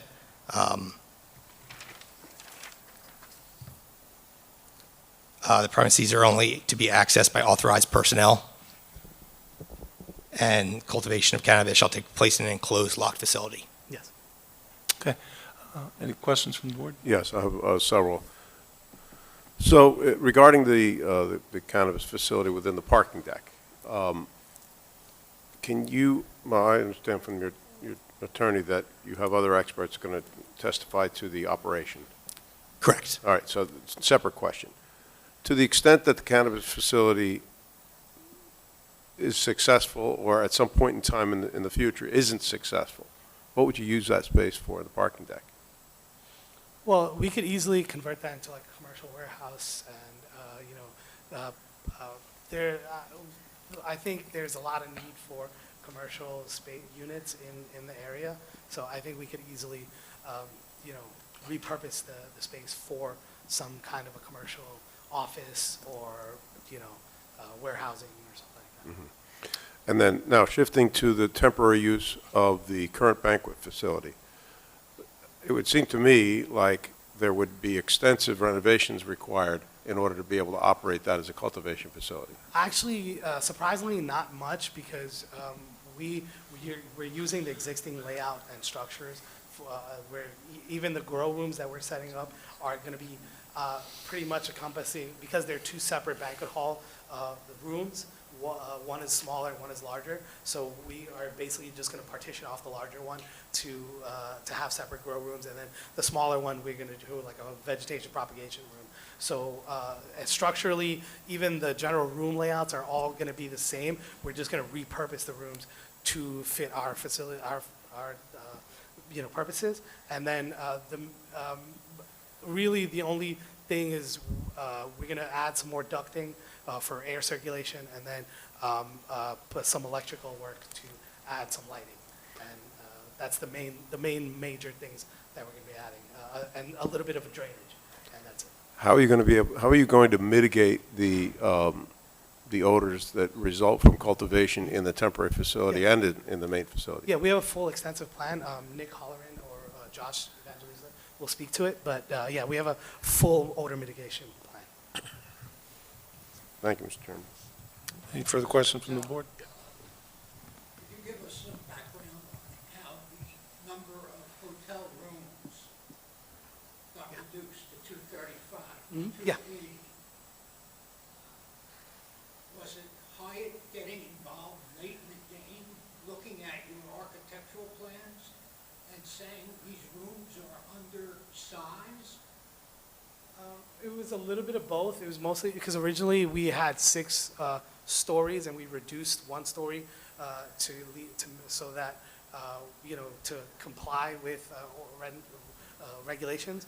And so when we did that, we lost a big chunk of rooms in and of itself. And then when we went back with Hyatt, they had some requirements based on room counts. Because we're a dual brand, they wanted a certain number of room counts for the Hyatt House versus the Hyatt Place. And so that we had to reorient how the rooms were going to go, and that shifted the sizes a little bit. So some of the rooms, like the king-size rooms, increased from 10 to 11 feet roughly, and then the other larger rooms was about 11 to 13, from 11 feet to about 13 feet in size. So was it a matter of them getting involved late in the game? Yeah, because they have a certain like room count that they want to maintain in the market, within the market. So that's why they wanted us to shift the kind of room counts for each brand. Any other questions from the board? Yes. You mentioned that you have that 5-year contract with, I do believe the name is Extreme Hospitalities. And you mentioned that they were recommended by Hyatt. Are you able to provide a little bit more information in terms of how many other hotels, whether it's within the state of New Jersey or in the greater New York area, that Extreme Hospitalities run? Yeah, so I don't know the exact facilities off the top of my head. I can definitely get you a list, but they have, currently they operate about 1,200 different facilities in the nation, in almost every single state. I think there's very few states, like the smaller states, that they don't operate in, but definitely in New York, they have several facilities they operate. New York, New Jersey, Pennsylvania, all the way as far as Washington, D.C., and then a lot on the West Coast as well. So they're actually also recommended, not just highly recommended through Hyatt, but they also work with a lot of other brands. So they're a very experienced company. Okay, thank you. And my other question, I know that there were some discussions about security, logistics, and things of that nature. And from my recollection, that there's also a process to go through, I do believe it's the Township Cannabis Advisory Committee. Have you received approval or are in the process of getting approvals from that advisory committee? Do you mean the CRC? Yeah. Yeah. Yeah. Yes, so yes, we have full approvals. I have submitted full security plans, full operational SOPs, and very extensively. And we have full annual license. We've been approved. We have an assigned inspector and everything. So we are completely licensed. And this is specifically only For this project. cultivation license? Yes, both Okay. cultivation and manufacturing. We have And both manufacturing. licenses. Okay, all right. Thank you. Any questions from the board? Mr. Patel, I have a couple of questions. If you'll bear with me. Please. And Mr. Lee had some very pointed questions on Extreme Hospitalities. Where are they headquartered out of?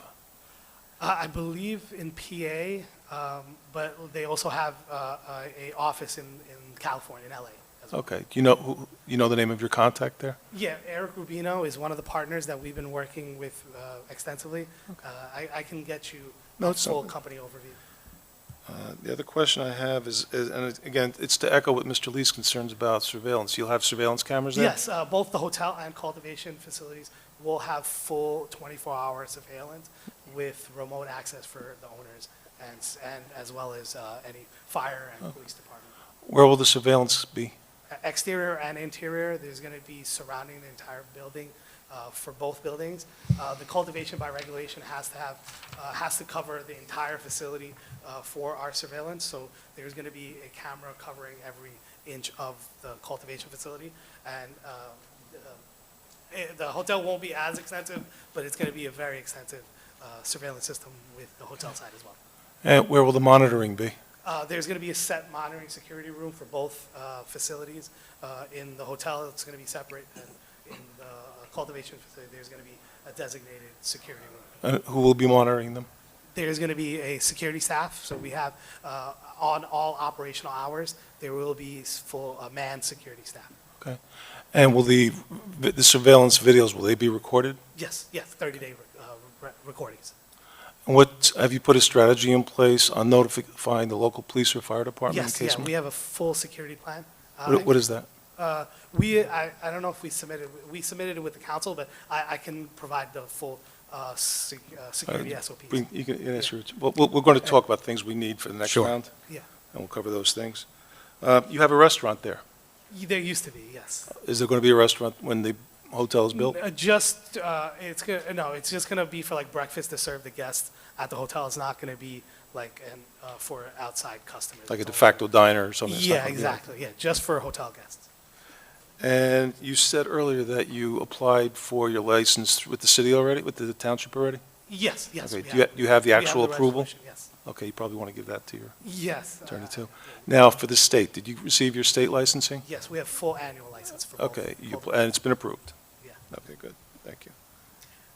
Just to follow up to your question about the IP cameras, Mr. Chairman, I do believe a stipulation is that the police department would have access to real-time Yes. footage That is- upon requests. Both and they- fire and police department, yes. Fire and police, okay, thank you.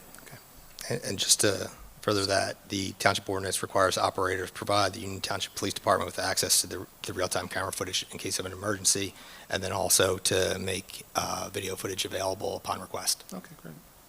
And also to follow up, you said there is no restaurant. Is there a bar? Yeah, there will be a bar in the hotel, and there will be seating, because like I said, we will be serving breakfast in the morning to the guests, so there will be like a seating area and a bar where we will have a liquor license, so we will be serving alcohol at the bar, but it will only be accessible for hotel guests, not for outside customers. And what are the hours of operation? It will be about maybe 11 in the afternoon till about maybe midnight, the latest on like weekends, and then on the weekdays it'll probably be 10 p.m. on the weekdays. Thank you. And I trust you have an ABC license for that too, right? Yes, we have a liquor license. Mr. Hosky, when we're done, what I'd like to do is share with you some of the documents I think we're going to need for round two. Certainly. Is that okay? All right. Thank you, sir. Yeah, no problem. Questions from the public? All right. Please call your. At this time, call Nick Halloran.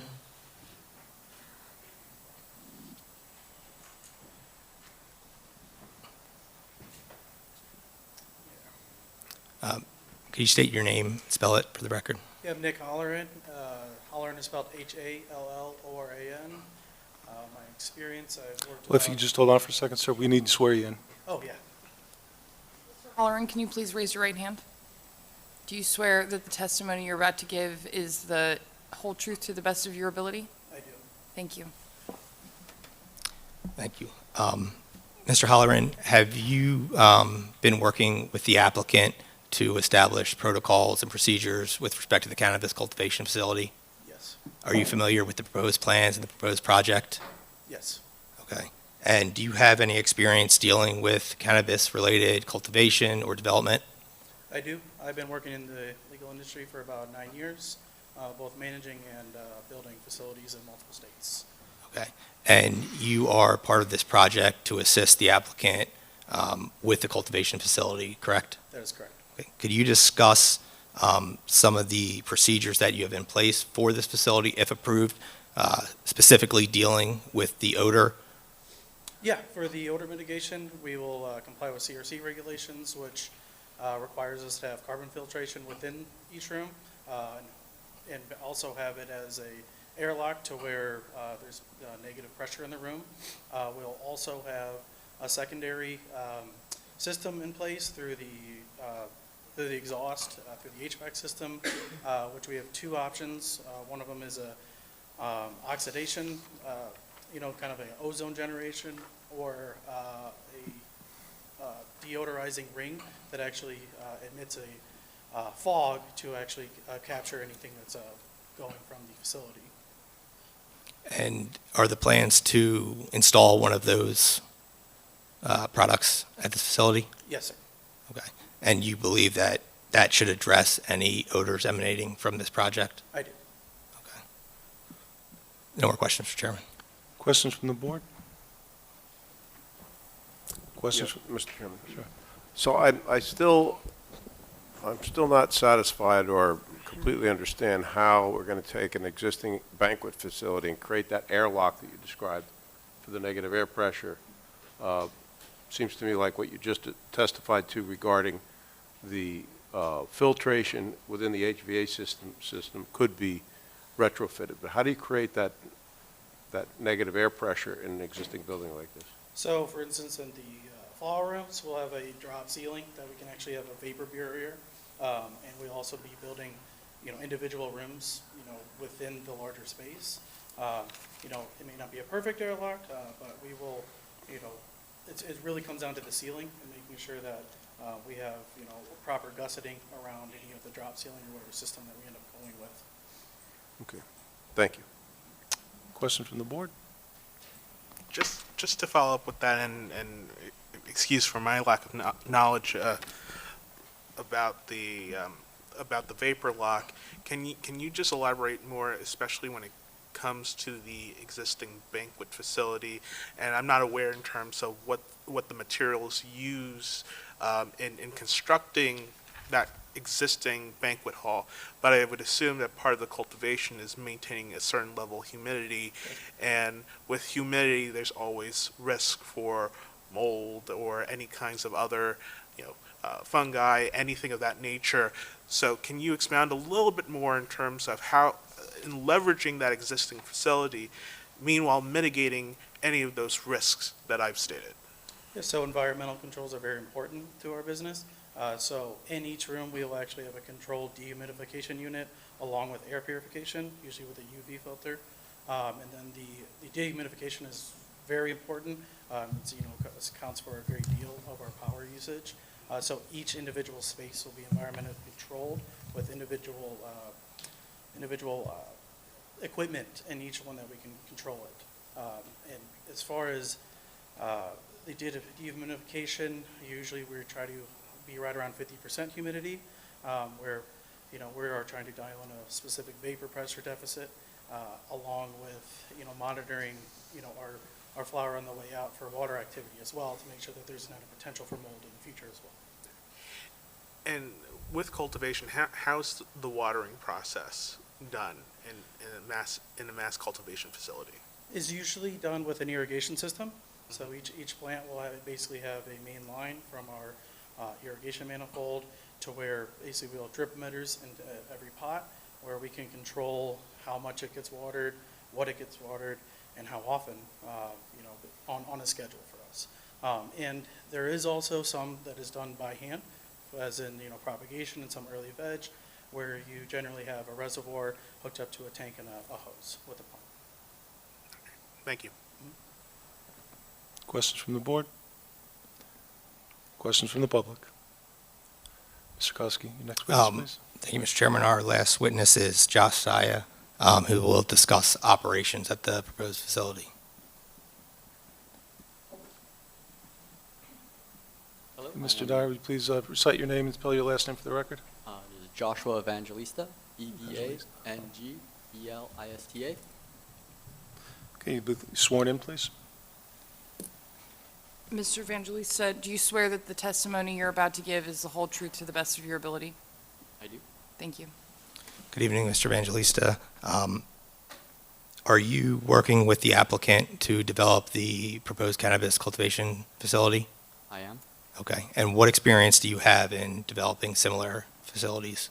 I have 6 years of facility development of over 13 facilities at the time. Could you provide the board some discussion on the proposed operation of this facility? Yeah, so it's sort of split in two. There's the temporary and then the final. Temporary is essentially refinishing the interior with some modifications of some interior walls, nothing load-bearing or structural, implementing a robust security camera system, as well as increased security for doors of the exterior, so 5-point locking doors for those facilities. The final facility, well, pretty much mostly the same thing, but designed better to fit cannabis operations. Understood. And what would the hours of operation of the final facility be? The final facility operation hours will be probably from 7 a.m. to 7 p.m. With 2 shifts. And approximately how many employees do you anticipate working at the facility? We currently expect about 60 cultivation employees and about 15 to 20 manufacturing employees. Thank you. That's all I have for him. Questions from the board? I have a question. The entrance to the center, is that going to be inside the hotel or a separate entrance on the side? Is this for the final or the temporary? The final. The final will have its completely separated entrance on the north side of the parking garage. We'll have no access outside from the hotel. Thank you. And how about the temporary? The temporary, the current existing entrance into the facility will be, for better terms, just reinforced and boarded up, and the main entrance will be in the back, which has essentially a partition where it is a little ingress area, which is a sort of a man trap that you can have, and it would be reinforced with a 5-point security door and key card access. Okay, so maybe this question is not for you, maybe it'll be more for the ones who's dealing with the operation. So for the temporary one, there's going to be a back entrance. That same back entrance is accessible to, let's say, hotel guests as well as those who are coming to visit the facility, correct? The temporary facility? The temporary facility, yes. The hotel is not operational at this time, To- so it is just. Right, so the hotel will be demolished, and the only improvement that will remain on the property is the current banquet hall. However, by the time the new hotel is constructed, as per the redevelopment agreement, the temporary facility will no longer be there. Okay, understood. Thank you. Any further questions? Yes. If I correctly captured the number of employees, you said 60 for the cultivation and 15 for manufacturing. Roughly, yes. And with your hours of operations slated to be 7 a.m. to 7 p.m., how is that broken down into shift? Is it broken down to like a day shift and an afternoon, evening shift? It would be a day and afternoon shift. It's mostly for trimming and packaging staff. The cultivation staff will most likely only be a morning shift. Okay. And are the approximate 75 employees considered full-time or part-time, seasonal? It would be primarily full-time with occasional part-timers. Okay.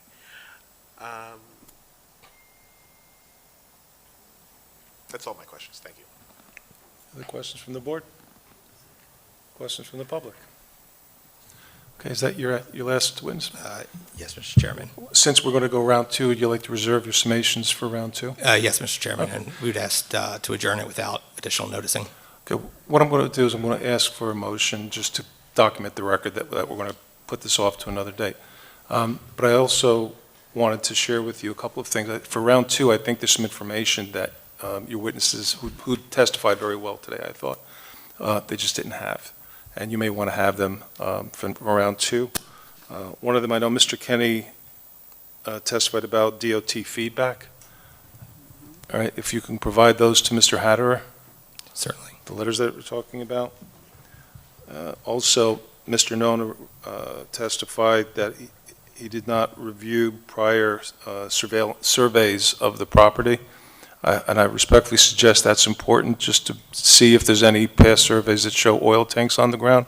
And the reason I say that is if there is oil tanks under the ground and there is demolition, that theoretically at least those tanks could get destroyed and that could cause a bit of a environmental hazard. So that would be another thing that we would have to look at. Security plan? Thank you.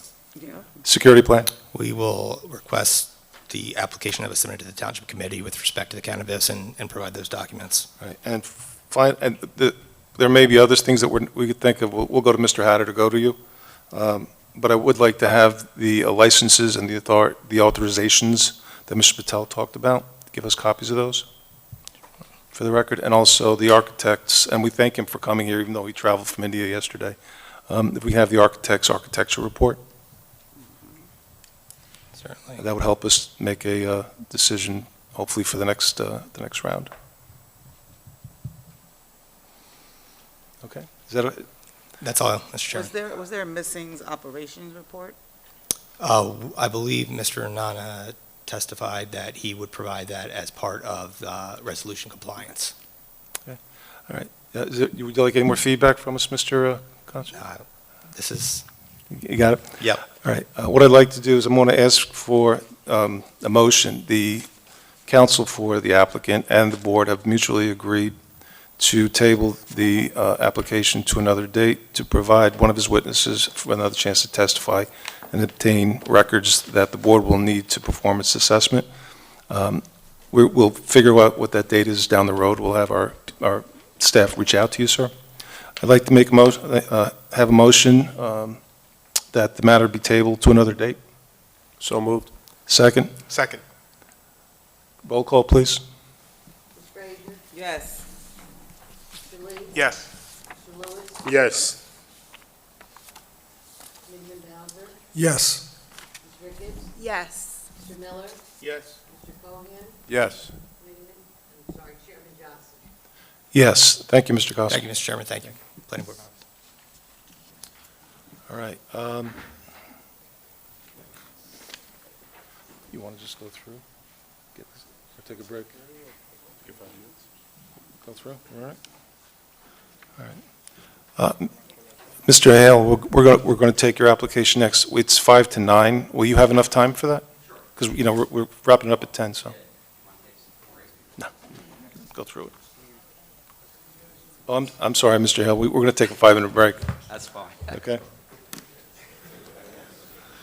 We want to make sure there's no accidents. Yeah, really? Good. That would suck.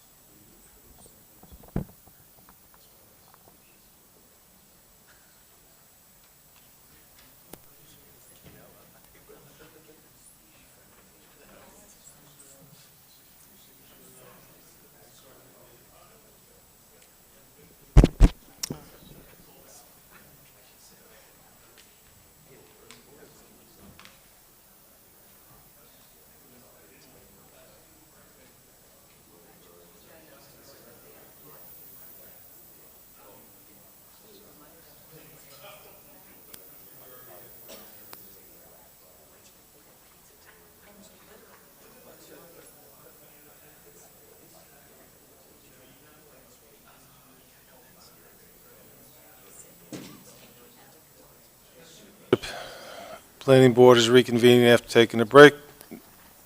We'll call him Mr. Hale, who is representing American Products Company, 610 Broadway Avenue? Yes. Is that project? Okay. Application 2023-15.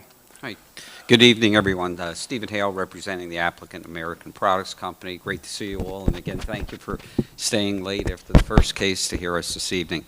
I don't know if you're familiar, it's American Products has been in Union Township for over 60 years. You'll hear about the company, but it's a very interesting company. They do precise machining of products like aerospace and the like. So it's great to see a company not only staying, making products in our country and in this township, but also investing further in the township. What we're looking to do here is, they're a manufacturing facility on Rollway Avenue. They're looking at a small addition to the rear of the building for extra storage for their manufacturing facility. What that does, and you'll hear from the testimony, is actually, this is one of these more is less. By having the space for the storage, less trucks, less trips, and the like, and it just makes it a more efficient operation. There's going to be no changes in hours of operation, number of employees, or how it functions. It's isolated storage building. Access will be through the existing building, so there's not going to be forklifts and trucks coming from the main building to that back building. As you probably see, the loading and unloading is actually, the loading dock is in front of the building, so it's not going to be impacting any of the residents to the rear. We did receive the review letter from Colliers, from Phil Hatter. We don't have any problem. We'll go through that letter when we take you through the application. This, and you'll see again from our presentation, the area where the addition is, it's off back to the, let's say, the right rear of the building, and that area is, there's a lot of buffering around in that area, and it's going to, in essence, remain. So what I'd like to do first, Mr. Chairman and board members, if there's no preliminary questions, call upon Joseph Bacci, our site engineer. Figured let's first go through the site, then we'll address the architectural, then we'll have the owners testify, and then brief testimony by our planner. And Mr. Hale, how many witnesses do you have tonight? We'll have 4 witnesses. 4 witnesses, and we'll get out of here by 10? Yeah. Okay. If I don't talk too much. All right. Sir, thank you for coming to the board today. Could you please recite your name and spell your last name for the record? Joseph Bacci, Joseph Bacci, B-A-C-H-I. Thank you, and you'll be sworn in by our attorney. Mr. Bacci, will you please raise your right hand? Do you swear the testimony you're about to give is the whole truth to the best of your ability? Yes. Thank you. Okay. And I know Mr. Bacci's been here before, but please provide the board with your credentials and confirm that your license as a professional engineer is in full force and effect. Yes, I'm licensed in the state, been licensed since 2016, graduated with a BS in Civil Engineering, 2012, Rutgers University. I've appeared before this board many times and other boards in the area and throughout the state. License is active, current, in good standing. Mr. Hale, would you like the board to recognize him as an expert witness? Yes, please. So ordered, please. Please proceed. Okay. So, Mr. Bacci, if you could take us through the site plan's existing condition, and then we can move on to what's proposed by way of improvements and address the Colliers review. Yes, so I'll start with the cover sheet. Bear with me. Is this a new one? Is it a new tablet you guys got, or keyboard? I think it's touchscreen. That was it. How do I get rid of this? Here comes the help. Oh. Okay, thank you. Sorry about that. So let me go to the typical cover sheet. Here we're showing the site on the zoning map in the center there. You can see it's, as stated on the plans, lot 39 of block 3704, commonly known as 610 Rawway Ave. Just to kind of set the scene of where it is in town, you have elementary school that it butts up against to the northeast there. I believe it is Battle Hill Elementary. To the southeast, you have commercial, industrial, immediately adjacent, and then kind of adjacent to the rear, you have residential properties in this area. You have Rawway Road, of course, here, and then additional residential properties here to the northwest. And then, the rest of the cover sheet is just your typical 200-foot owner's list or general notes. But I'm going to jump to the existing conditions plan. That's the last sheet. And these are all documents that were on file with the application, correct? That is correct, yes. So diving into the details of the site, you can see it's irregularly shaped, kind of L, or you could call it a T. Again, Rawway Ave, just to give you a reference, Rawway Ave. Let's see, the existing site, you have frontage of about 317 feet along Rawway Ave. The total site is about 3.75 acres. Total depth about 510 feet, measured from all the way from Rawway all the way to the rear. And then that 375 expands to about 590 in the rear. So it's a nice size site. You have an existing brick manufacturing building on site, shown here on the front, with parking and some grassed areas in the rear. Not quite depicted here, but our planner has a nice presentation that shows the vegetation. It's very well buffered in the existing condition along all the sides in the rear, the side here, basically all sides of the site aside from where the building is right on the property line, but there's even some vegetation squeezed in there. So it's a very well buffered site. Some of the existing variances, which were not, or nonconformities that we're not changing, front yard 16.4 feet, whereas 50 is required. We're not touching that as part of this application. The minimum side yard, and I'll go into this a little bit more, we're intensifying it a tiny bit, about 2 feet in this little nub there. I'll show you that on the site plan. But the side yard there is only 0.7 feet. Again, we're not getting any closer, slightly intensifying it, extending the building 2 feet on that side yard there. Some parking nonconformities, it's only 1.7 feet offset from the property line shown here in the current condition. We're going to push those spots back a little bit, but there's a whole row of parking spots in this access, adjacent to the access, which is in and out from both, from Rawway Ave into the parking lot in the rear. Site's generally flat. There's an existing drainage easement and infrastructure cutting through the parking lot here. And generally, the site's grade is such that everything's going towards these inlets in the center of the site. A little bit in the existing condition going off-site. This way, this is a kind of a mound here. So kind of dishing off of there, but the rest of it going to the inlets on site. So let me get into the proposed plans. And again, not much is changing, so that's existing is kind of what's going on still.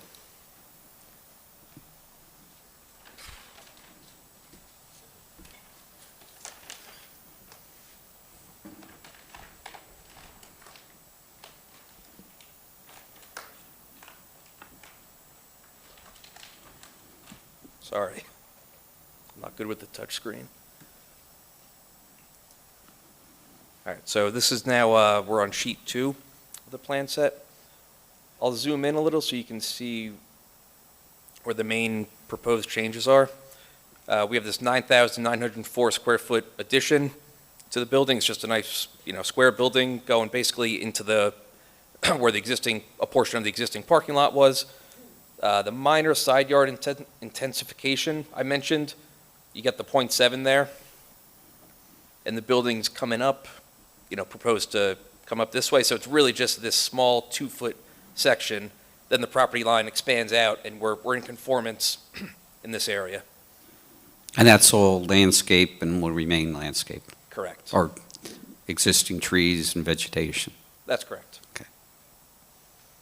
Aside from that, it's really just making the site a little bit nicer. There's already the existing parking lot. We're adding ADA spaces, a little bit of regrading to accommodate those ADA spaces.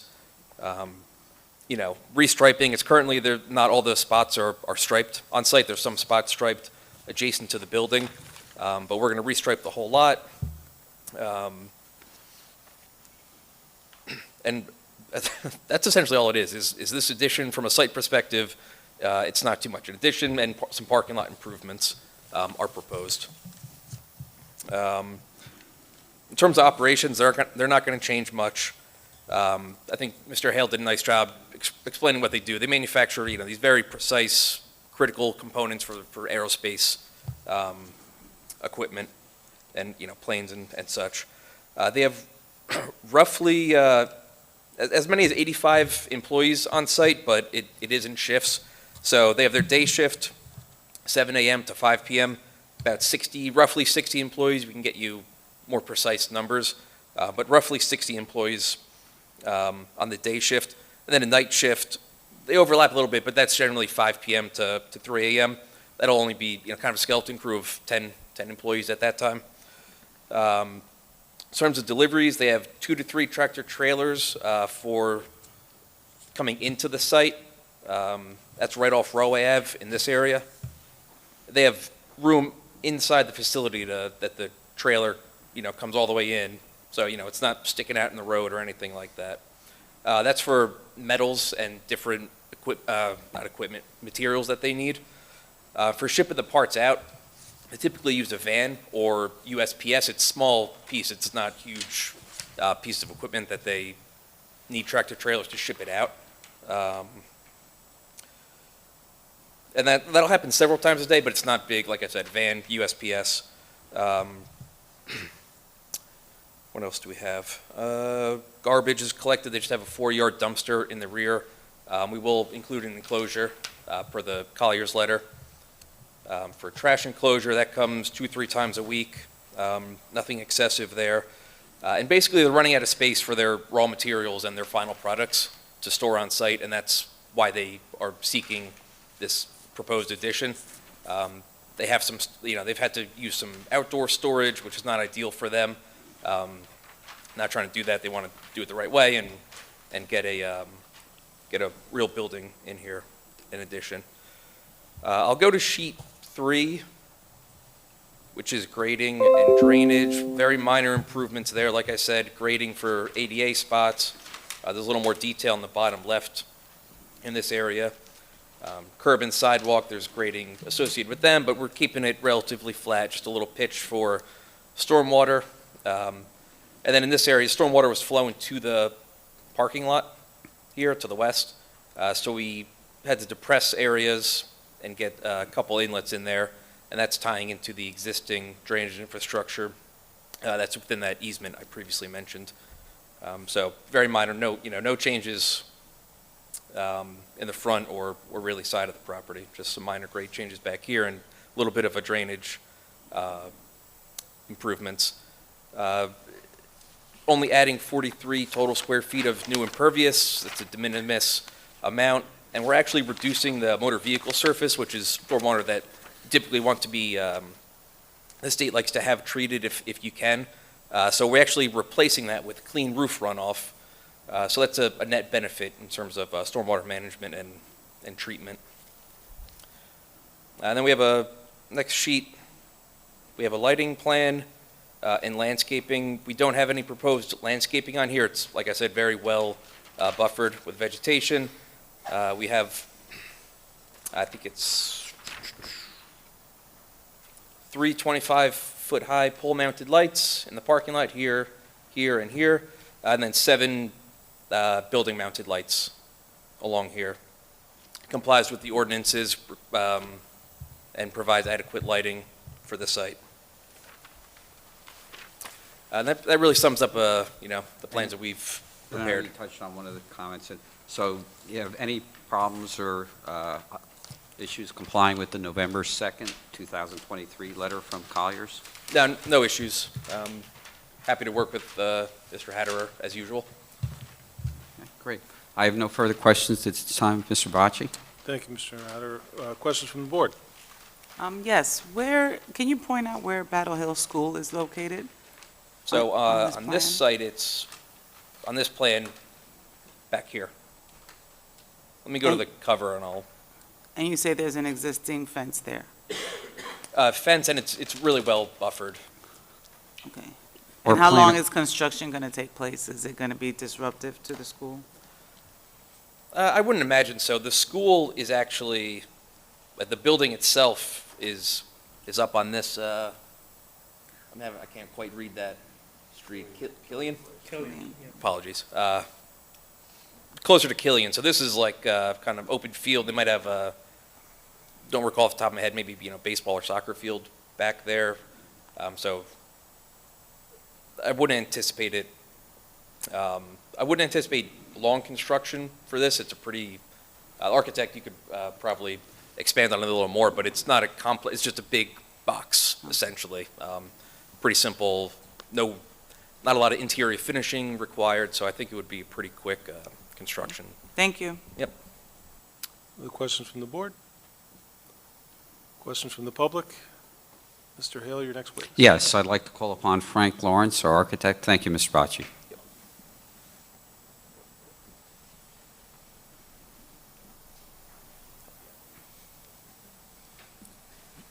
Good job.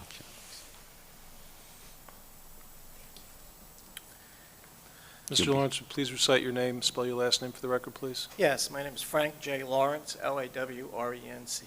Okay, thank you. Our attorney will swear you in. Thank you. Mr. Lawrence, will you please re-raise your right hand? Yes, I'm sorry. It's okay. Do you swear that the testimony you're about to give is the whole truth to the best of your ability? Yes, I do. Thank you. Okay. Mr. Lawrence, I know you've testified over the years before this board, but if you could please give your credentials, area of expertise, licenses you hold, and Yes. whether they're still in full force and effect. Yes, I'm a graduate of the University of Cincinnati, 1971. It's a while back. Graduate from Union High School in 1963. Oh. It's even further back. I'm a registered architect in the state of New Jersey. I got my license in 1973, so I've been in practice for quite a long time. I'm a vice president of the firm of James R. Guerra Architects and Planners in Elizabeth, New Jersey. I would offer Mr. Lawrence as an expert in the field of architecture. So ordered. Great. So, Mr. Lawrence, you've heard the testimony of Mr. Bocci, and obviously you're well familiar with this project. If you could give the board an overview of the architectural aspects of the project. Okay. Basically, the existing building is 54,227 square feet. The new addition will be 89'6" by 108'6" addition to the building. It'll be a metal structure. It'll be located on the northeast corner of the existing building, as we've indicated here. The total square footage of the new addition will be 9,904 square feet. The building will have 4 personal doors on the exterior, basically utilized as exit door for exit requirements. 2 personal doors plus 2 overhead doors on the interior wall adjacent to the existing building that will gain access to the existing building so they can move back and forth with their products. The existing building height will be 40 feet to the peak, 29 foot 4 inches to the eave, which is well below what the 45-foot requirement is in regards to the zoning. The building basically is a very simple building. It's going to be steel frame. It'll sit on a 5-foot, I don't know if I can get to the elevations. What do I do here? All right, yeah, here we go. Yeah, there we go. We got the elevations here. Let's go down there, okay. As I said, the building is going to sit on a 5-foot foundation, which will be stucco finished. It'll have metal panels. It'll be steel framed with metal panels. And the roof is basically a hip roof with corrugated metal roofing material. Basically, the building will be totally used for storage. It will not be heated or air conditioned, so it's basically a shell of a building utilized for exactly what they intend it to be for, is a storage facility. There are no exterior doors. I said there was only 4 personal doors on the exterior. There's no receiving or moving of material outside of the exterior of the building. Basically, it goes between buildings. And I guess that's basically it. And then the interior, and I know the owner is here to talk about it.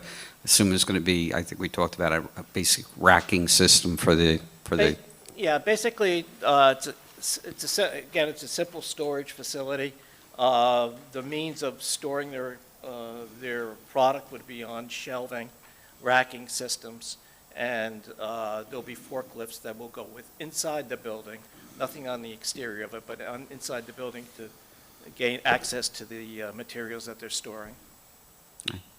All right. And from an architectural standpoint, any problem complying with the Collier's review? No, everything's fine. There was one comment in regards to a door swing. We can accommodate what the township wants regarding that, so there's no problems with that. Great. I have no further questions at this time, Mr. Lawrence. Thank you, Mr. Hale. Any questions from the board? Questions from the public? Mr. Hale, your next witness. Yes, thank you very much. You're welcome. Richard? I'd like to now call upon the owner of the business, Mr. Richard Pickett. Hello, Mr. And they're Pickett. going to swear you in first. And identify yourself and display Oh, the I'm name sorry. correctly. Richard Pickett, from the Order of American Products. Yeah, our lawyer will swear you in. Excuse me? Oh, Mr. Pickett, do you swear the testimony you're about to give is the whole truth to the best of your ability? yes, I do. Thank you. Okay. Mr. Pickett, we talked a bit about American Products, and I'm sure everyone knows the location. It's been there for years. Tell us a little bit about the history of the business in Union Township. Well, it's kind of an interesting business. It's been there, it originally started back in the 60s, but does precision machining, but ultra precision machining, and there was probably only 3 or 4 machine shops in the whole country that were doing that level of work that American Products could do. In fact, it was like almost one of the first fully air-conditioned manufacturing facilities out there, highly temperature controlled. They're holding tolerances to the 10 millionths of an inch and this type of thing. And it's got some interesting legacies. I was just trying to think, I was sitting there, but I don't know if some of you remember the Jarvik 7 heart. That was the first mechanical heart. It was built in American Products. So Robert Jarvik came into the American Products and worked out all the details with that. It primarily does mostly a lot of aerospace work. It also does work for IBM computers, all the heat sinks. Some of these computers generate tremendous amounts of heat, like the Watson computer that was on Jeopardy. American Products built all the heat sinks for that and worked closely with the IBM engineers, this type of thing. So it's a very highly skilled workforce. And a lot of the machines that were back in the 60s, or some of the machines rather, are there. Of course, there's new equipment in there as well. But it's got a lot of legacy, a lot of history. And then also, we built for the memorial in 9/11, all the names, the 2,900 and some names, all engraved in bronze. And they're all chilled systems. So like if you went to the memorial and put your hands on there, in the summertime, it feels cool. In the wintertime, it feels warm because all the water's going through. That was all made at American Products. So it's got a little bit of a thing like that. That's great. And, oh yeah, you got to speak closer to the mic. You're getting the signal in the back. Right, and you've heard intro about the purpose of this building. Just briefly explain what it's going to be used for and why it's important for your business. Well, we've been running out of space for a long time, and everything's getting piled on top. And like it was pointed out before, we had no choice to put some shipping containers outside. As everybody knows, the supply chain has gotten longer and longer. To get castings to build some of these products, or where you could get things in 3 months, they're taking 6 months, a year. And you just need an area to store this just to protect yourself in case the supply chain gets interrupted again. So we need spots to put this. So really, it's just a giant shed in the back, architecturally designed, of course, but a nice, for storage of all this, our castings mostly, prior to getting it, manufacturing it, machining it, and as well as, some of the finished products before we can ship it out the door. Okay. And I know Mr. Lawrence testified to it. The access to that building is from the interior. Again, no Yeah, loading we're- docks in yeah, the back. Yeah, we're not going to put any trucks in the back, so the loading dock, there's not going to even be a loading dock in the back. So the loading dock is where it's always been, right into the front on Broadway Avenue. So where the tractor trailer or the truck could pull in, it gets unloaded, and then the 4 trucks take it through the building and would put it back into the storage area. Okay.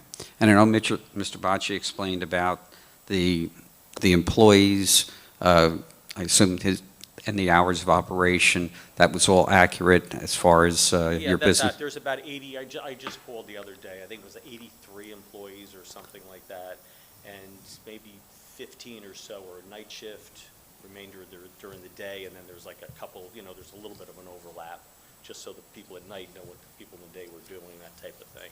But Okay. so the operation itself will change, well, it really isn't going to change. We're not adding additional, or any large number of people to the operation. Okay. And one of the items is with respect to noise emanating from the facility. I know we talked about it, that it's a quiet operation. Just take us through that. Well, it's not loud manufacturing. They're not doing fabrication and welding and making giant tanks or anything like that. They're generally speaking small precision machine parts on these precision CNC machines. So it's, there's no, it's all below 80 decibels internally. No one wears hearing protection. It's just not required in the facility. So it's not going to generate any outside noise.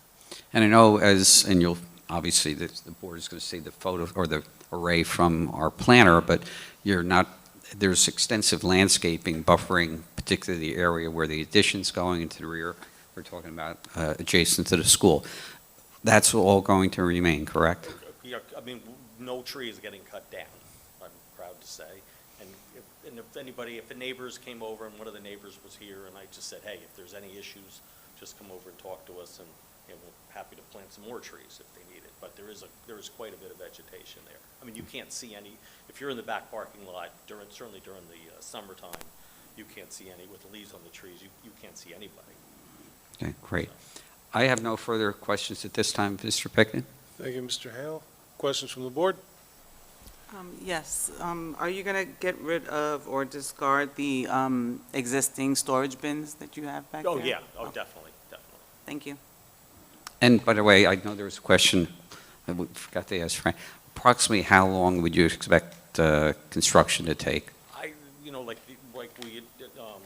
The architect explained that it's, Frank, that, it's a simple building. I'm hoping that it's, by the time from beginning to end, it's less than a 6-month period of time. Any other questions from the board? Questions from the public? Mr. Hale, your next witness. Yes, I'd like to call upon Alex Doherty, our professional planner. Thanks, Richard. Mr. Doherty, please recite your name, spell your last name for the record. Certainly. Alexander Dougherty, last name is Dougherty. Okay, and our lawyer will swear you in, sir. Mr. Doherty, do you swear that the testimony you're about to give is the whole truth to the best of your ability? I do. Thank you. All right, Mr. Doherty, I believe that you have been before this board also, but if you could briefly provide your credentials as a professional planner. Certainly. I have presented in front of this board, and I was accepted as a professional. My education is at Rutgers-Klausen with a master's in city and regional planning, concentration in development and redevelopment, certification in public policy. I testify in this capacity on a weekly and daily basis, and my licenses are good and current, BP as well as national AICP. I would offer Mr. Doherty as a professional planner. So ordered. Great, thanks. You're obviously well familiar with the project, the site, and you've heard the testimony this evening. If you could please provide the planning justification for any relief being sought. And I know you have an exhibit. Do we want to perhaps mark it as A1 as one planning exhibit? Steve, I brought a hard copy as well for council. Okay. Certainly. This is a 10-page exhibit consisting of maps and photographs for orientation purposes. The site here is 610 Rawway Avenue. It's block 3704, lot 9. It's a fairly large site. It's 3.7 acres approximately. As we've heard, this site currently, this manufacturing facility has been there since about the 60s and hopes to remain. As we can see here, the site is fairly large. There's the school we were just discussing momentarily in the back. I'm going to try to blow this up for a second. There we go. The school's in the back here from the site. As we can see from this aerial, that there is, this is from NJDEP's GeoWeb, there's a fairly good amount of buffering around the site. The next slide, if you will, is, I like the other one better we had. So this is a drone shot I took this past weekend. I was at the site. What's important is the yellow arrows indicating the site. Up in the foreground here off of Rawway Avenue, that is where shipments come in by way of product with the bay doors. And off in the back here, the smaller yellow indicating we have ample screening year-round, evergreens nearly mature or fully matured. And then the larger arrow pointing down towards the ground is roughly the location of the proposed addition here. And you know, we're here for 2 variances and 3 design waivers, and one of those variances, as discussed, was the front yard setback. As we can see here, the building's existing in this condition for quite some time. We do have the parking lot to the right of the site here, and a large drive aisle, and then residential. We're kind of off on our own here. I don't believe, you know, the front yard setback, when we look at this, is out of place here. And again, it's an existing condition, which would be what we call C1 hardship of the buildings that lawfully exist thereon. We're not going to move this structure. The work is taking place in the back. There is a hardship related to that relief here. And as discussed by the engineer and the architect, we do have that side yard setback of approximately 2 feet. Where we are deficient. We are going to hold that existing building line as we go develop the addition, the proposed addition to the rear. And there's that building line, that profile line there on the side. So with that being said, this is kind of orientating around the site. We're going to hug that profile of the building, extend it backwards for an addition. That's approximately 9,904 square feet. As you've heard, it's for materials, particularly mostly aluminum, high-quality aluminum. Again, we'll enter in through that front bay door on Rawway Avenue and be moved internally through the structure into that, as we described, a fairly large shed. As we see in some of these drone shots, we do have the freight containers in the back. Those freight containers are essentially what the shed will be replacing. That being said, obviously freight has to get back there. You know, we have to move the product in and out and so forth. So this proposed addition will actually less intensify and reduce the intensity of the site and what's happening in the back here. With that being said, this proposed addition brings many site upgrades, the restriping and surfacing of the parking lot, and improved drainage systems as well. This is the rear photo of the site here. You see in this particular area, oops, there is the dumpster, if you will. They kind of bring the materials out through this bay door and throw them in there. So this was what we talked about being screened and complied with. And these are the shipping containers that they are currently using to store their materials. And again, this will be, the proposed addition is in that general vicinity as the architect and engineer walk through. With that being said, this is a top-down view. We do have some design relief related to buffering next to residential zones as well as parking. With that being said, we have a parking setback from the property line where 10 feet is required. We're proposing 4. And then we have parking setback from the residential zone where 25 feet is required.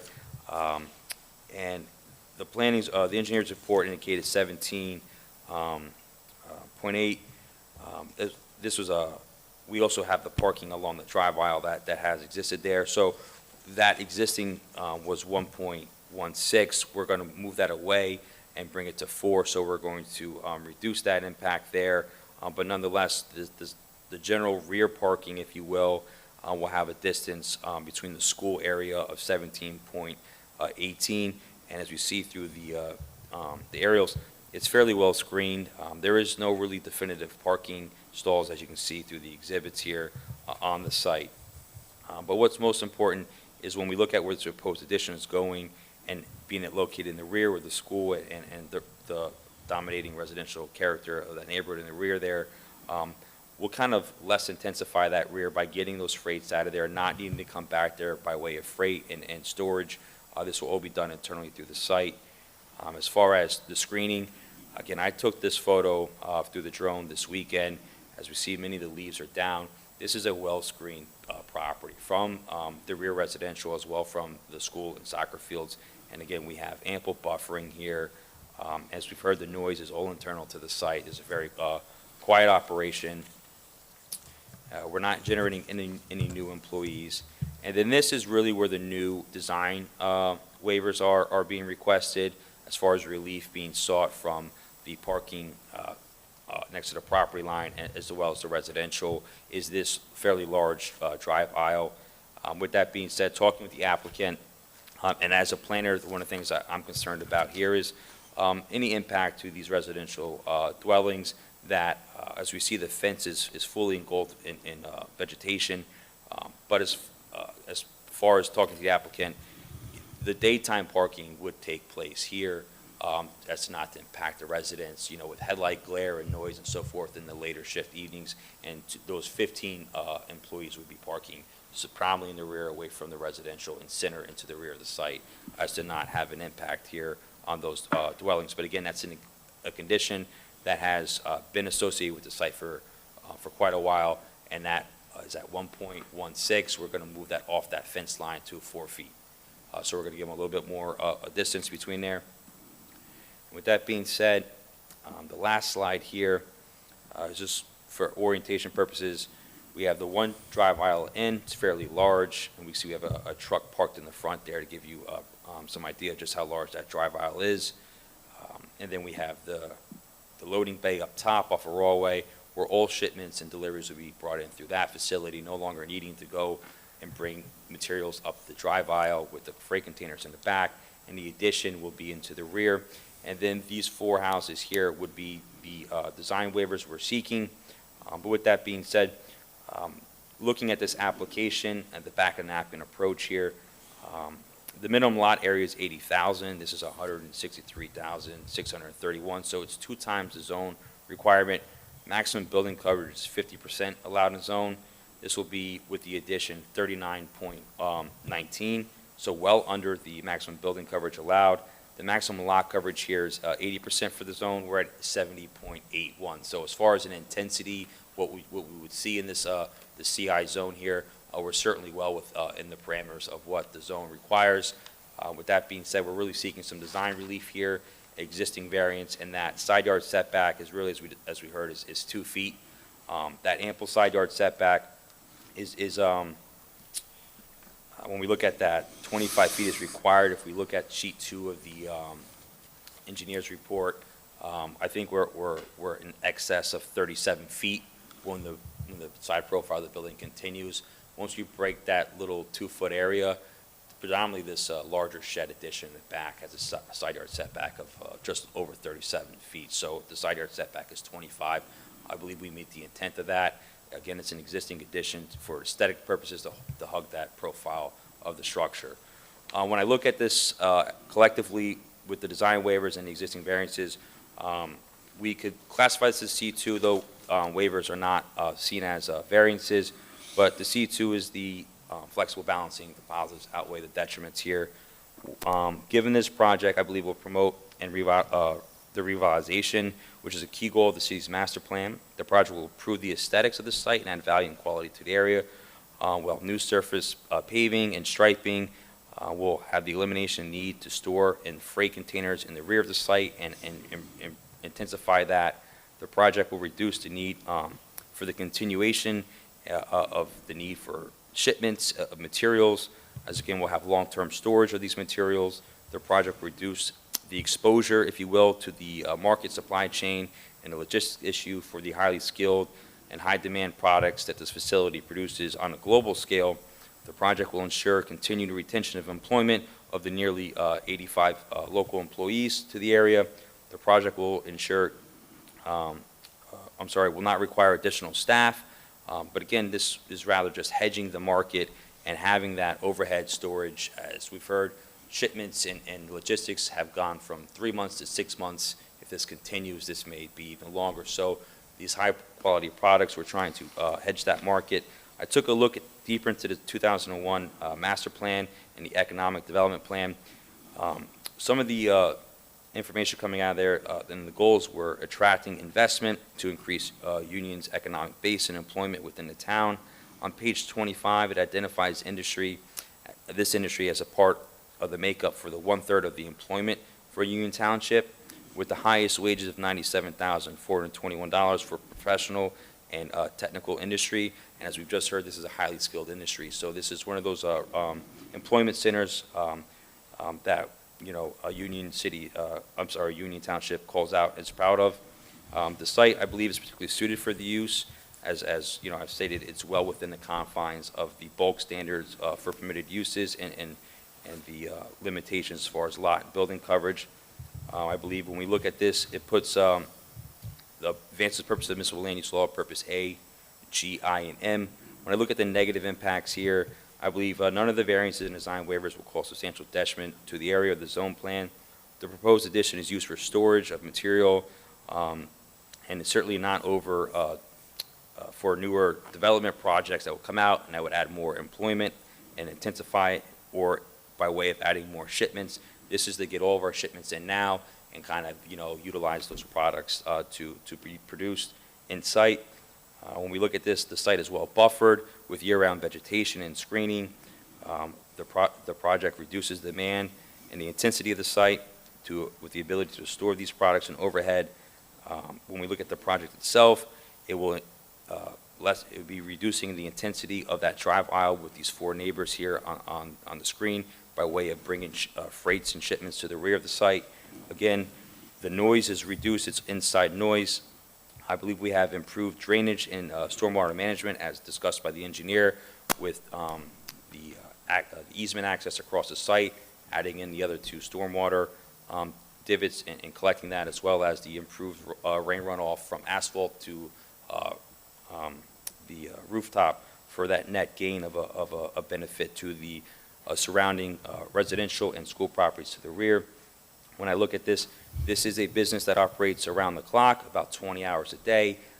As discussed just momentarily ago, the night shift would be sure to park center in the rear as to avoid any headlight glare. Again, that fence along that rear of the 4 residential dwellings is well screened. I'll conclude with this, that the PROS project is modest in scale, not asking more than what we need. It will clean up the rear of the site, give a fresh new look with striped parking and pavement here.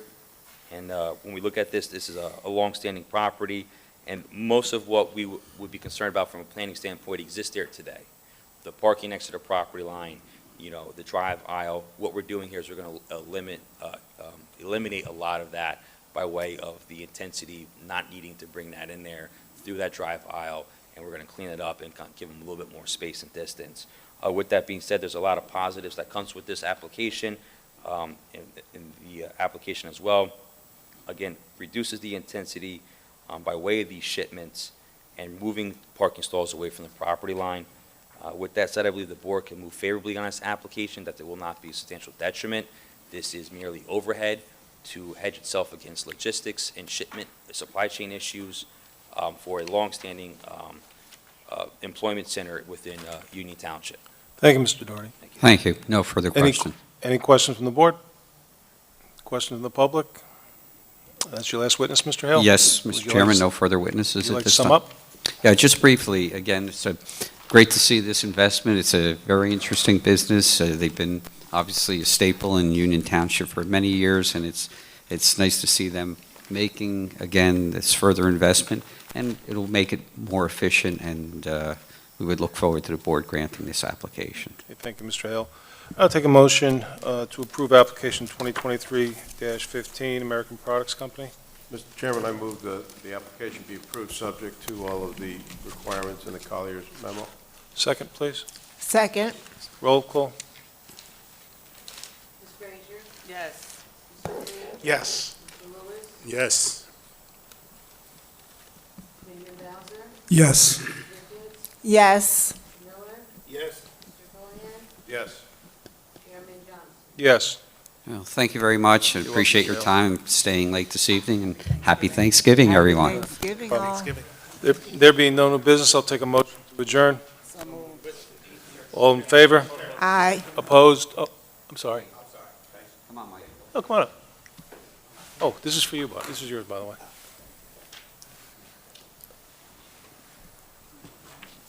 Thank you, Mr. Chairman. Michael Cossey, the law firm of Greenbaum, Rowe, Smith & Davis, on behalf of Bapu Court. Won't take up much of your time, but just wanted to clarify on the record, the matter was adjourned.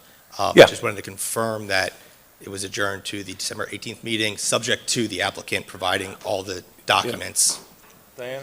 December 18th. Okay. Okay, just wanted to make sure it was on the record. Thank All you. right. Thank you for a nice presentation today. Have a good night. Thank you, too. And that's that. Okay.